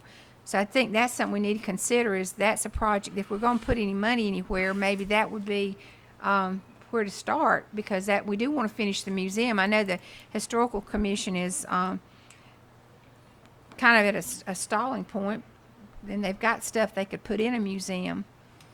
So again, I don't know if you got $50,000 you want to spend, we should probably spend it in those prioritized areas, which would be Lake Park 2, which I guess now is not the time to bring this up, but Mr. Fleming has got us a plan out there too for working on us a retaining wall or something. So we've got that going too that's going to require funding. Yeah, again, we're not talking about upfitting the golf course and spending large amounts of money. Anything We you just need spend that- is we going to just take need- away from another project. Our citizens need access. Truth be told, citizens probably using it anyways, probably quite frequently. Well, then, And we're spending $24,000 to cut the grass. well, you're still going to have to cut the grass. Yeah. I mean, that's not going to I mean, stop. but that people can go. There's a track already there with just minimal repairs. I guess it's what. Madam Mayor, I just think I mean, I agree with the motion, I do, because I want to open up golf course, don't get me wrong. I just think it's premature because of logistics issues. But Well, do you think this would be something to bring back from the Parks and Rec Committee and let them take a look at this? Because this has not been brought before them either. They could decide if they would like us to move forward. Because I think that committee has been kind of left out on a lot of the decisions that we've been making as far as the plans to move forward. And we had said that we were going to use our committees as often as we can to help us in those decision-making ideas. Would that be appropriate to send this to Parks and Rec and see if it's feasible, if they would be willing to support this? If that comes back to us from Parks and well, Rec? that would be Commissioner Larson is the liaison, so that would really I mean, be I up already to have a her. motion on the floor. Well, we have discussion on that motion. We can call that motion to a vote. I just believe that we need to. I just think that we just do this with everything. We kick it down, kick it down the road, whether it's the museum, whether it's Heritage Park, whether it's the comp plan, it's push it back, and this could be something that's pretty easily done. Put a date on it and contact DOT and dawn to Okay. dust. Would you be willing to do that same effort and let us move forward with Heritage Park and the museum and trade sites? Because that again is going to require, we're at a stage where we can move forward because they've already looked at the plans for Heritage Park. If you want to open up the golf course too, what you're doing is redirecting funds that may go toward finishing up a project that we've already got in the works. But the motion's on the floor, so I guess the thing is, and this again, my concern is it hasn't been taken to the Parks and Rec Committee, and we've said that's what we would do. But the motion's here, so all those in favor of setting a date and opening up the golf course, if you will, raise your right hand. So it's a 3, I'm gonna 4. go with it. Okay, so all those against, be 4-1. And they set a date as April April 30th. 2019. Okay. Okay, next we have on our agenda the manager's report. Thank you, Madam Mayor. You're welcome. First of all, I want to announce that I'm very pleased to announce that Mr. Don Cisco has been made permanent as the Town of Hope Mills Public Works Director. Also, I want to just say thank you to all the staff, Parks and Rec staff that was involved in the Old Mill Day events and the trunk or treat. The Old Mill Day, I think the weather had a lot to do with it, but I think the event overall was very successful. And they had their after-action meeting, and we're already talking about a few tweaks for it for next year. The trunk or treat was extremely successful. That continues to grow every year. So I just wanted to get those two things out of the way. I've reached out and spoken to Cumberland County Manager Amy Cannon regarding discussions of combining our parks and recreation resources with Cumberland County. I'm waiting on her assistant to send me some dates and times that we could possibly meet. Update on the Johnson Street sidewalk, submitted 65% plans to DOT for review. Documentation to the State Historic Preservation Office has been submitted for review. Gathering documents to submit for engineering reimbursement, and we are continuing to work with CSX concerning right-of-way issues with their utility and site improvement divisions. Rockfish Road sidewalk, the contractor is submitting documents and invoice for review. Stored materials on site, survey, temporary traffic control, erosion, and sedimentation control. The new museum location. Public Works Director Don Cisco and Development and Planning Administrator Chancellor McLaughlin conducted site visits to the Avisboro and Bentonsville museums on October 30th to get ideas for possible setup of the Trade Street Museum building. Public Works staff has begun to remove carpet in the building. Public Works Director Don Cisco attended ADA Transition Program training today, November the 5th. The RFPs for the Hurricane Florence debris removal and monitoring are due on November 13th. Parks and Rec building repairs, the heating and air ductwork replacement is scheduled to begin next week and could take as long as 3 weeks to complete. Once that work has been completed, there will be some sheetrock that will need to be replaced and new carpet will be installed. We have received 1 bid on the new roofing, and we're currently waiting on 2 more bids. Public Safety Building. Architect Scott Garner will attend the December 17th regular Board of Commissioners meeting instead of the December 3rd meeting. He was unavailable that day. For an update presentation on the combined public safety building project. Ted Cole from Davenport Company will make a presentation concerning bonds to the Board of Commissioners at the regular meeting scheduled on December 3rd. The 2017-2018 audit report has been submitted to the Local Government Commission for approval. The auditors are unable to attend the December 3rd regular meeting and will be attending the December 17th regular meeting to present the audit to the Board of Commissioners. The Audit Finance Committee will meet prior to that meeting on the 17th. From October 22nd to November 2nd, 88 code enforcement violations were investigated, and of those 88, 19 were found to be in compliance. And as I reported, Mr. George, the owner of the parking lot next to the golf course property, has indicated that he is not interested in allowing public access to the parking lot. Staff has recommended contacting NC DOT for driveway permit access across from Fairway Drive, and we will consult with McAdams. The Christmas parade is scheduled for Saturday, December the 1st at 3 p.m. Line up at the Hope Mills Middle School no later than 2:30. Parks and Rec staff needs to know if you are interested in getting a car for the parade or if you prefer to ride the float. And if you could let Ms. Jane or myself know, hope by tomorrow, if at all possible. So it's the wishes of the board. What is the wishes of the board? I think with everything Parks and Rec's going through right now, is that kind of a hardship for them to prepare a float? We have to do a float from Santa Claus.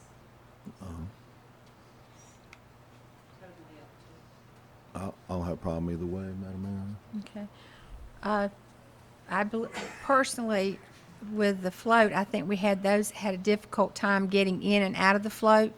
There was a risk of somebody might possibly get hurt because I know there were some concerns while we were on the float. So my thoughts would be taking that in consideration. Also, the fact that are we going to ride with Santa Claus, or, you know, that would be the other thing. If you got to do 2 floats, I think that might be again putting a lot of responsibility.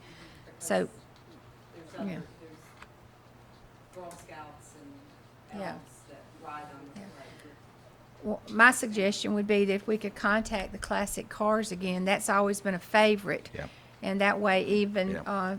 family members can ride with the So members. will all of you be in the Or- parade? Yeah, that's, I guess the next question is who will be in the parade? I Commissioner- will be there. I'm like Santa Claus. You know, he comes every year and I'll be in the parade every Okay, year. Commissioner Larson, you plan on being in the parade? Plan on being there. Okay, I will be there. He probably been there. Mayor Pro Tem will be there. Commissioner Edwards, you Yeah. plan on being there? Yes, ma'am. Okay, Commissioner Or something Bellflower. else, yeah. Yes, So we ma'am. have 100%. All right, thank you, Madam Mayor. Okay, thank you. Then, lastly, I'll just remind everybody that the Board of Elections will be here, very early in the morning, setting up for voting in this room. Okay. Ma'am, Mayor, may I? Yes, sir. I saw that some new signs have been made for some commissioners. I have one, but they were made when Anita Kilgore was here. We all got new ones. I think yeah. We all got new ones. We didn't use them 4th of July, but we got them because they were made after this board was elected. Yeah, and I think, the only people that didn't get them was the new members on the board, so we can. Like, they may be at Parks and Rec, but I don't know that I have them at home. I may, but I don't think so. I remember when they came out. I'll check with let's see. But we can all have them for the parade, is that correct? If we have to order another one for Commissioner Legg, I can't You promise. can use mine. I'll look. She said I could use hers. Nice of you. I mean, I've got the old ones. They're just so raggedy. They're like I am, getting old and beat up. Maybe you didn't use the new ones. Maybe we just need to check and see if we've got the new ones still here. Yeah. I'm sorry, I shouldn't have brought that up. Just Continue on, Madam Mayor. Okay. Anything else, Ms. Adams, or is that? No, Madam Mayor, that was it. Thank you. Okay. We have reminders, of course, the Veterans Day ceremony at 3. Sometimes we've had it in the past at 4, but this year is at 3. And all the other things that are taking place for Heroes Homecoming, we ask that you participate and be a part of it. The Chamber Luncheon on November 12th will be at VFW Post 10630. Thanksgiving holiday, of course, for the town, but there's also a community Thanksgiving dinner. All the churches host that. And that is, I've got to find out the date, but we will send something out so you'll know. But all the churches are hosting the community service, and it's not on Thanksgiving. It's prior. I think it's the Sunday night or the Monday night prior to Thanksgiving, but I don't have that date with me. Of course, you've gotten all the other information. The committee liaisons to give an update, so I'll start with Mayor Pro Tem Mitchell and Historic Preservation Commission. Thank you, Madam Mayor. The Historic Preservation Committee of Hope Mills met on October 10th, and we got an update on the proposed museum and condition of the parish house was discussed. Staff informed the committee that plans are still being drafted in preparation of being sent out to bid. There was also discussion about the parish house, with the committee moving to direct staff to store historic items in the parish house to eliminate the cost of monthly storage fees. The committee would like for the historic items to be stored at the parish house until the museum is open. I think town manager mentioned most everything else about the old mill days. We had a pretty good mill workers reunion on the 26th of October. And I don't know if you mentioned this, Town Manager Adams, the town staff attended the annual Historic Commission training conducted by the State Historic Preservation Office with the North Carolina Department of Natural and Cultural Resources on October 26th in Greensboro. And let's see, Town Manager Adams already mentioned visiting the 2 historical museums. So I think that's about it as far as what we covered on that meeting. Okay. Thank Commissioner Edwards? The Lake Advisory Committee meeting will be November 20th. As far as I know, they have not had one previously. I don't know if they have elected their new officers yet or not. I haven't heard. Okay. Commissioner Legg, the Appearance Committee? Thank you. The Parents Committee met right here in this room on the 23rd of October. Discussed their participation in preparing for the Christmas parade and all those festivities for the Christmas holidays. They announced that they got plants October 19th, I believe it was, and they've been put out in water. They're being taken good care of, and they bought them locally at Lowe's. They would like to ask the citizens of town to make nominations or recommendations for the Yard of the Month. They could go through Town Hall and would be given to our chairman. Let's see what we got here. Well, mainly they just discussed the rest of it, other than getting some shirts and hats for their members to identify them, was how they could help participate in the functions for the Christmas holidays. Did I miss anything? Don't wait till it's over and tell me you didn't tell them. Thank you. Okay, thank you. We Commissioner do need Legg. members. Okay. We do need members. We do need nominations for well-kept yards. Okay. Next, Commissioner Larson, Parks and Rec. We had a great meeting. I start off with some clarification that we got from the gentleman from the Swamp Dogs. The video that was shown to our board that was a $13-15 million stadium. And what they're proposing to build on the golf course is a $5 million stadium. So it's not quite what they were showing us on the screen. They do want the town to do the 5 million. It's 5 acres with a 10-acre parking lot. So they had some great questions. One of the questions was how much they rent JP Riddle Stadium, and that's $20,000 a year that they get for rent for that they rent JP Riddle Stadium for. I think the overall feeling was that everyone loves the Swamp Dogs. You know, they've enjoyed it. They are concerned the longevity of them with the Fayetteville opening their their stadium downtown. What will happen? Will we get stuck with a $5 million stadium and no one running it? One member did mention about taking it to McAdams and having them look at it, but almost immediately after that, one of the members had mentioned that they kind of felt that we had skipped step 1, 2, and 3 and went straight to 4, and felt that maybe we should meet with Fayetteville, Cumberland County and decide whether that's even something that we want to do before entertaining private entities or doing it on our own and not waste people's time, if that's the direction that everyone wants to go. But they would like to do that as like a joint workshop with the Board of Commissioners and them. They had some very fantastic questions, and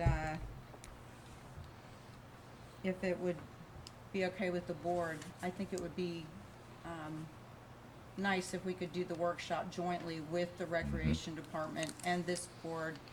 Not to be repetitive, but also feed off of each other's questions, because they certainly took a different approach with their questions versus this board.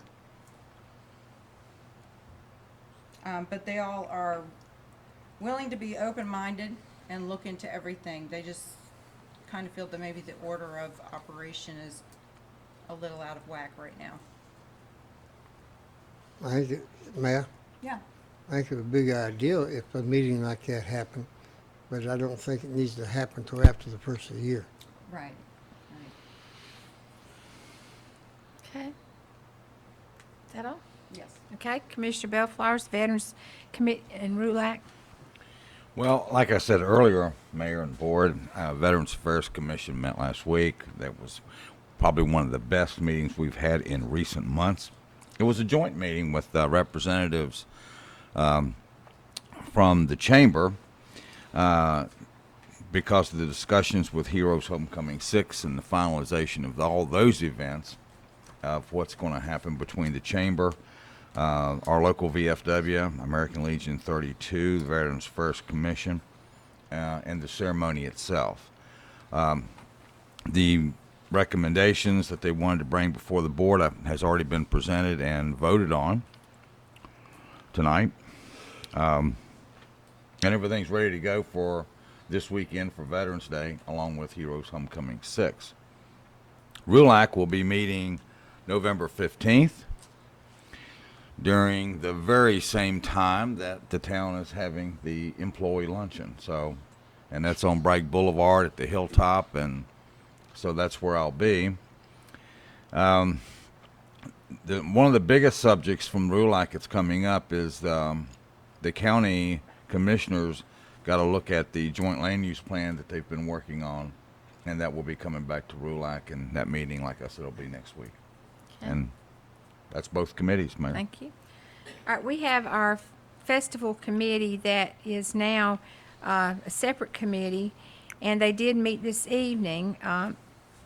What I would like to ask now, if either Commissioner Bellflowers or Commissioner Legg would like to give up that liaisonship, because now I don't believe we need all three of us attending. I have spoken to the committee chair and vice chair and let them know that I will attend if needed, but I will not take as much of an active role now that we're through with the lake celebration. And in saying that, I feel like possibly we only need one board member to attend. So I was going to ask which of you would prefer to be the liaison, and then I can make that appointment, and then they'll have somebody that will report back to us. I Madam can step Mayor. aside. I've got 2 committees already, so Okay, if you wanted to do that one. that's good. I'll Commissioner stay if you Legg. want to go. Like so I'll appoint, name Commissioner Legg as the liaison to the festival committee, and then that will give us one representative there instead of all 3 of us attending. But I did share that as needed, if I need to be there, I will be more than gladly to help and to work in any capacity. I was going to give an update on the Mayor's Coalition. We met on November the 2nd, Friday. We did meet at Spring Lake, and it was a very well-attended group. Not only all the mayors, but we had representatives from the county staff to include Tracy Jackson, Amy Cannon. We had Commissioner Glenn Adams. We had Mike Gibson from Parks and Rec. We had a couple other people from Parks and Rec. We had several people from the Finance Department of Fayetteville and Cumberland County. Sally Shutt was there. The reason why I'm giving you all these names is this Mayor's Coalition now not only meets on a regular basis, but we have all the parties in the county coming to that meeting. And Fayetteville Cumberland County Economic Development was there, and they did make a presentation on the things that had been accomplished from January till now, and the number of jobs and all that had been produced. The main topic, though, and the one that I wanted to bring back to this board, was sales tax. If you read the newspaper, you saw that where we have, as a Mayor's Coalition, have asked to continue the current agreement, which means that the way that the sales tax is distributed, that we don't change that. We want to keep it intact, and we wanted to extend it. And the reason for that is because each of the small towns, and even the growing towns like Hope Mills and Spring Lake, depend on that money in our budget. It was very frustrating when we all read in the newspaper what Mayor Colvin had said in reference to how he wanted to proceed. We thought he was on track with us, and until that came out in the newspaper, we didn't realize what he planned. And what his plan is to gradually, within 5 years, there'll be no more distribution to the small towns. Yep. And that what that would mean for Hope Mills is about $1.5 million. Yep. And how you would lose that dollars is each year there'll be a certain percentage till you get down to nothing. So you wouldn't keep the $1.5 million for 5 years. It would just be a progression. We immediately found that Mayor Turpin had already come prepared. He's the mayor of Falcon. He's the chairman. And he proceeded to let them know that the Mayor's Coalition, if needed be, would vote to go ad valorem. And what that would mean would possibly mean that we would still get a certain amount of tax dollars, but then it would require that all the funding goes to the county. They don't want to do that, so now the urgency is there was no vote taken at that meeting. It has progressed to, we're back to the committee looking at it with the Fayetteville mayor coming on board to sit back down with the committee and not go out and make his board, Fayetteville City Council, make those recommendations. So I just want you to know that we're moving forward with trying to keep our agreement intact. It's been intact, and we also are looking at ways, because tax distribution, the amount of sales tax that we're getting in Cumberland County has increased the last 10 years, and we're looking at possibly getting our allotment or distribution to increase instead of going away. So just that's the update there. We did have Mike Gibson there from Parks and Rec, and what he was there for was to answer questions of municipalities. Of course, we're not a part of Fayetteville Cumberland County Parks and Rec. He was there to address the concerns and issues of the other members, the other mayors. And one main issue was procurement and financial accountability. And that would mean that they're having a tough time getting the things that they've been promised because of what you have to go through. Where we would go through here, our town manager and our finance director, to get something accomplished, you have to then send it to their finance director and their purchasing director. We can, as a small municipality or a large municipality, use their procurement measures. The only thing that I gleaned from the whole meeting that we had there was the frustrations that some of those small towns are having, because all of a sudden they do look like that possibly they're going to get a splash pad, one of them, but it's not there yet, and they're still waiting for it. So it's just that, again, paperwork, legal stuff that has to be done.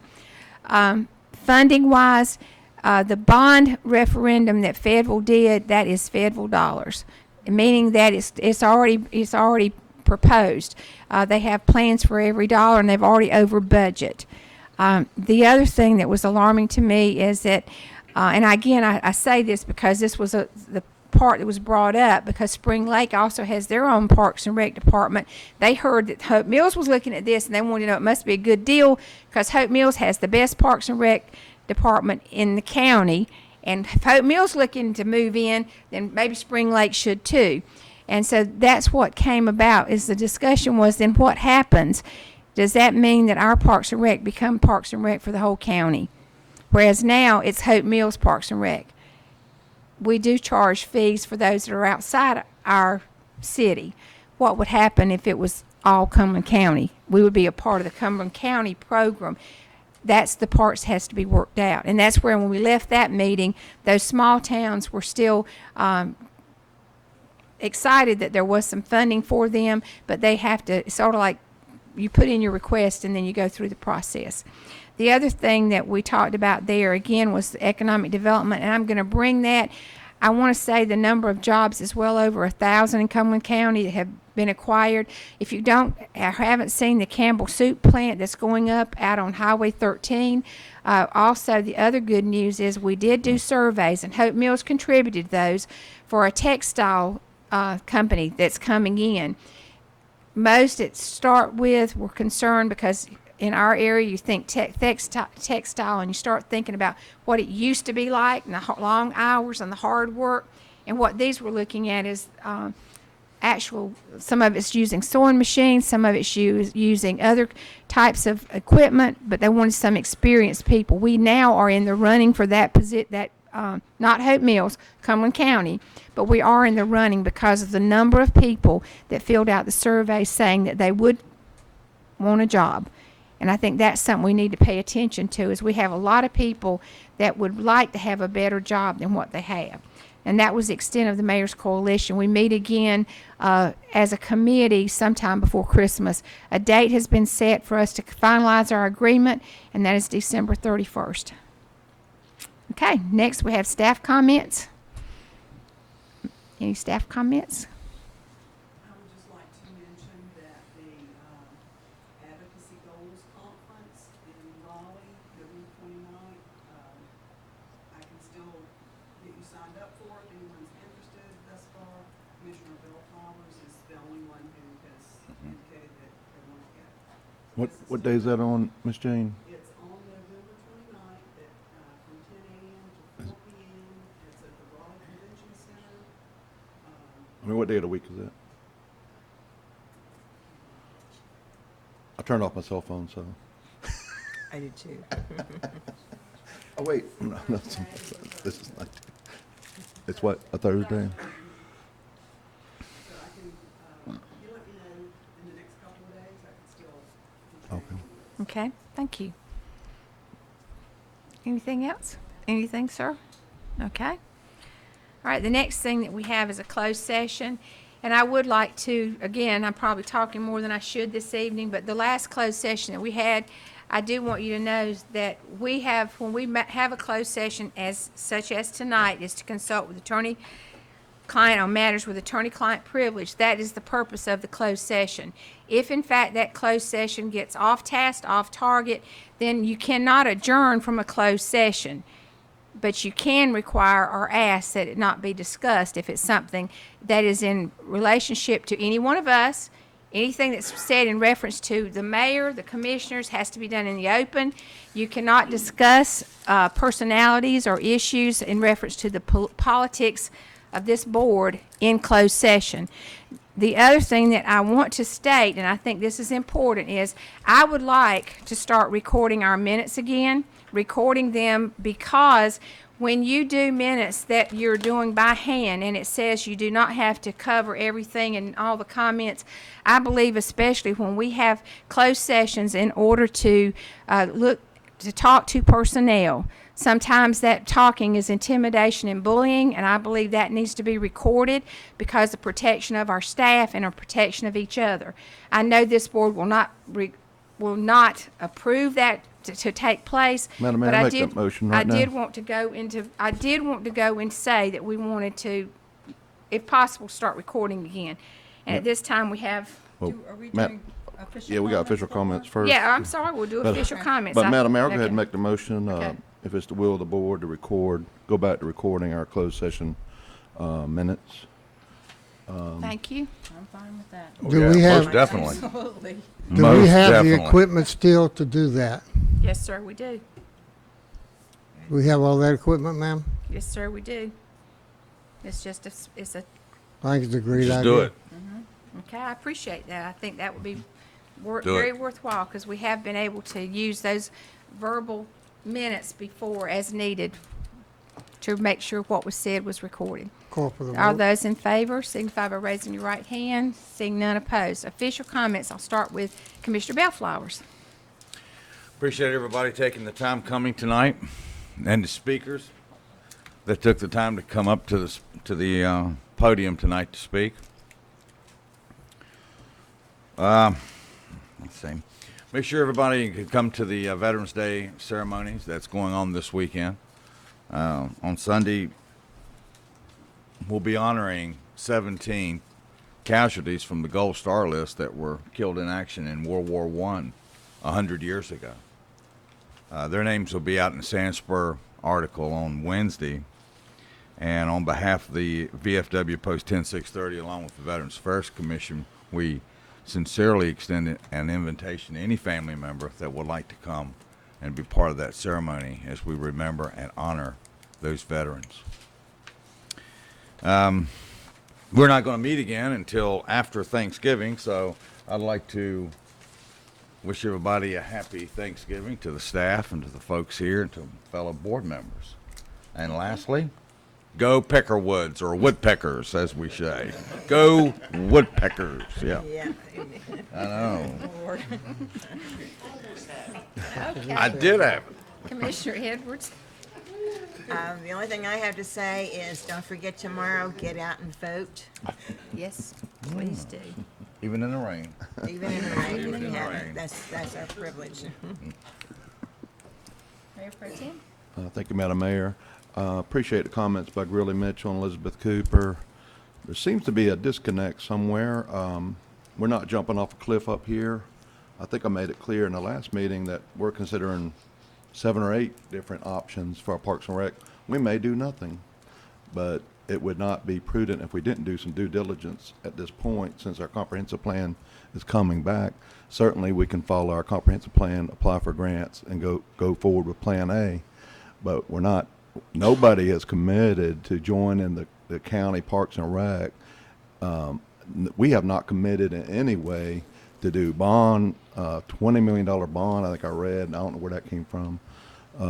But we are having a speaker come in to tell us what the a bond process would look like, long-term debt borrowings and those kind of things. But we have not made any decision up here, so I don't know where that's coming from. But you can rest assured that we will do our due diligence and make what is in the best interest of the town. If you look at our Parks and Rec right now, in many areas, there's more utilization by county residents than town residents. So it's only fair that the county might participate in some of our costs. It's hard for us to absorb the influx of citizens that come from across our borders when you only got 16,000 citizens. And I think even like senior services, we've tracked that from my first term. Senior services is provided to maybe 60-70% county residents, and everybody enjoys it and has a great time.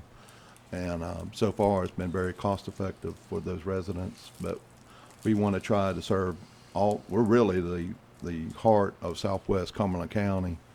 Although I was impressed by the Grays Creek Recreation Center when I went out to vote the other day. So that was a very nice facility as well. That's all I had, Madam Mayor. Okay, Commissioner Larson? The Mill Village reunion, I loved it in this room. You could hear everyone. I think they all really enjoyed it in here. It was, it just had a really good feeling in this room, and they did a wonderful job on the decorations and getting everything set up. It was really nice, and I liked the petting zoo. We did have a number of prizes. Kathy Johnson from the Front Door and More contributed. wreath. Your wife And- got all of the prizes donated to all door the prizes. the door prizes, and it was really nice. It was a really nice setup. I really liked it in here, and I think it was good because the acoustics were much better to try to hear. I also got to the opportunity on November 1st to go to Fayetteville's Unity Vigil for the shooting in the synagogue in Pittsburgh. And that was amazingly moving. It was a wonderful thing, and I appreciate the city of Fayetteville extending it out to everyone to come. It was a great turnout, standing room only, and it was just really wonderful. Mr. Lee? Thank you, Mayor. I apologize for not being here for the Old Mill days, but my wife was on the puny side, and had to make sure she was feeling better, so I spent that weekend at home. I did come to the trunk or treat, and it went so smooth, it was unbelievable. I mean, everything just was absolutely smooth. Great job. I want to thank everyone who came out and spoke tonight. I want to thank the board for making the decision we made. And remember this man's family in your prayers still. Mayor Pro Tem Bob Gorman. He's, I'm done. Mayor, I have one addition Okay. that I left out. When we were putting in the missing man table at Millstone Theaters this past weekend, we talked to the general manager that was there, and this was a partnership meeting along with our chamber, with the Veterans Affairs Commission, and VFW Post 10630. The Sunday is Veterans Day, and traditionally on Sunday, there are movies that are played at Millstone, and this year the picture will be a famous World War II general that served in World War I, and the name of the picture is Patton. During our discussion of the movie is going to run at 12:30 on Sunday. Well, there's so many events going on Sunday that veterans will have a hard time, if at all, attending either that one or the 6:30, because right after the Hope Mills Park ceremony, there'll be events after that. So here's what the general manager did. Went back and got approval for Monday at 5 p.m. for a free movie for all veterans and their family members at Millstone. And I really wanted to make sure that got out. Again, that was a partnership between a bunch of us that worked that, and the benefit of that would be another showing of a movie like Sunday at a time where veterans can enjoy it, and it would be free. So I just wanted to make sure that was there, and like I said, there was a partnership with our chamber, because they were definitely a big part of that, and that's why I was looking for Jessica's phone number. Thank you, sir. Thank you, Mayor. Alrighty. Do we have a motion? Yes, Madam Mayor.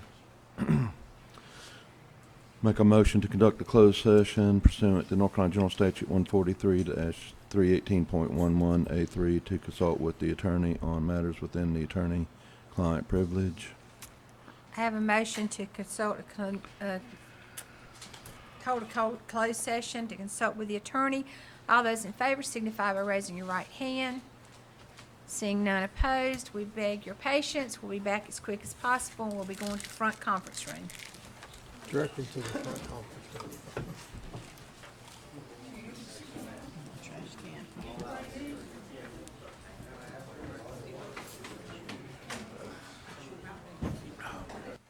Directly to the front conference room. Trash can.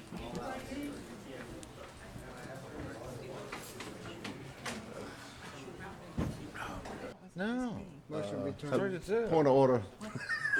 I have a motion. This time we'll call our meeting back to order. Do I have a motion?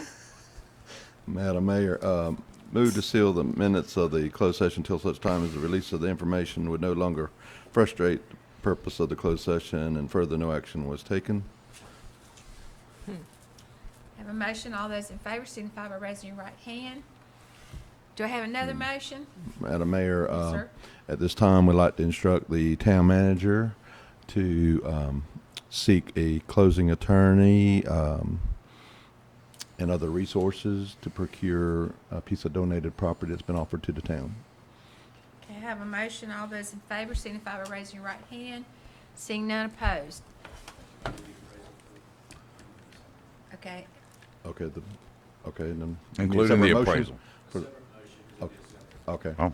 So I'll make a motion to authorize the town manager to seek a qualified appraiser to satisfy various requirements for tax filing and that for the person that's donating the property.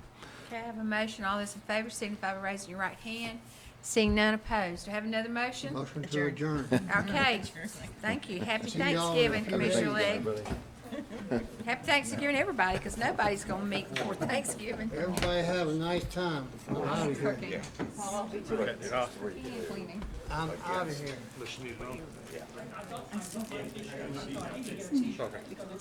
It's VA and they're right there.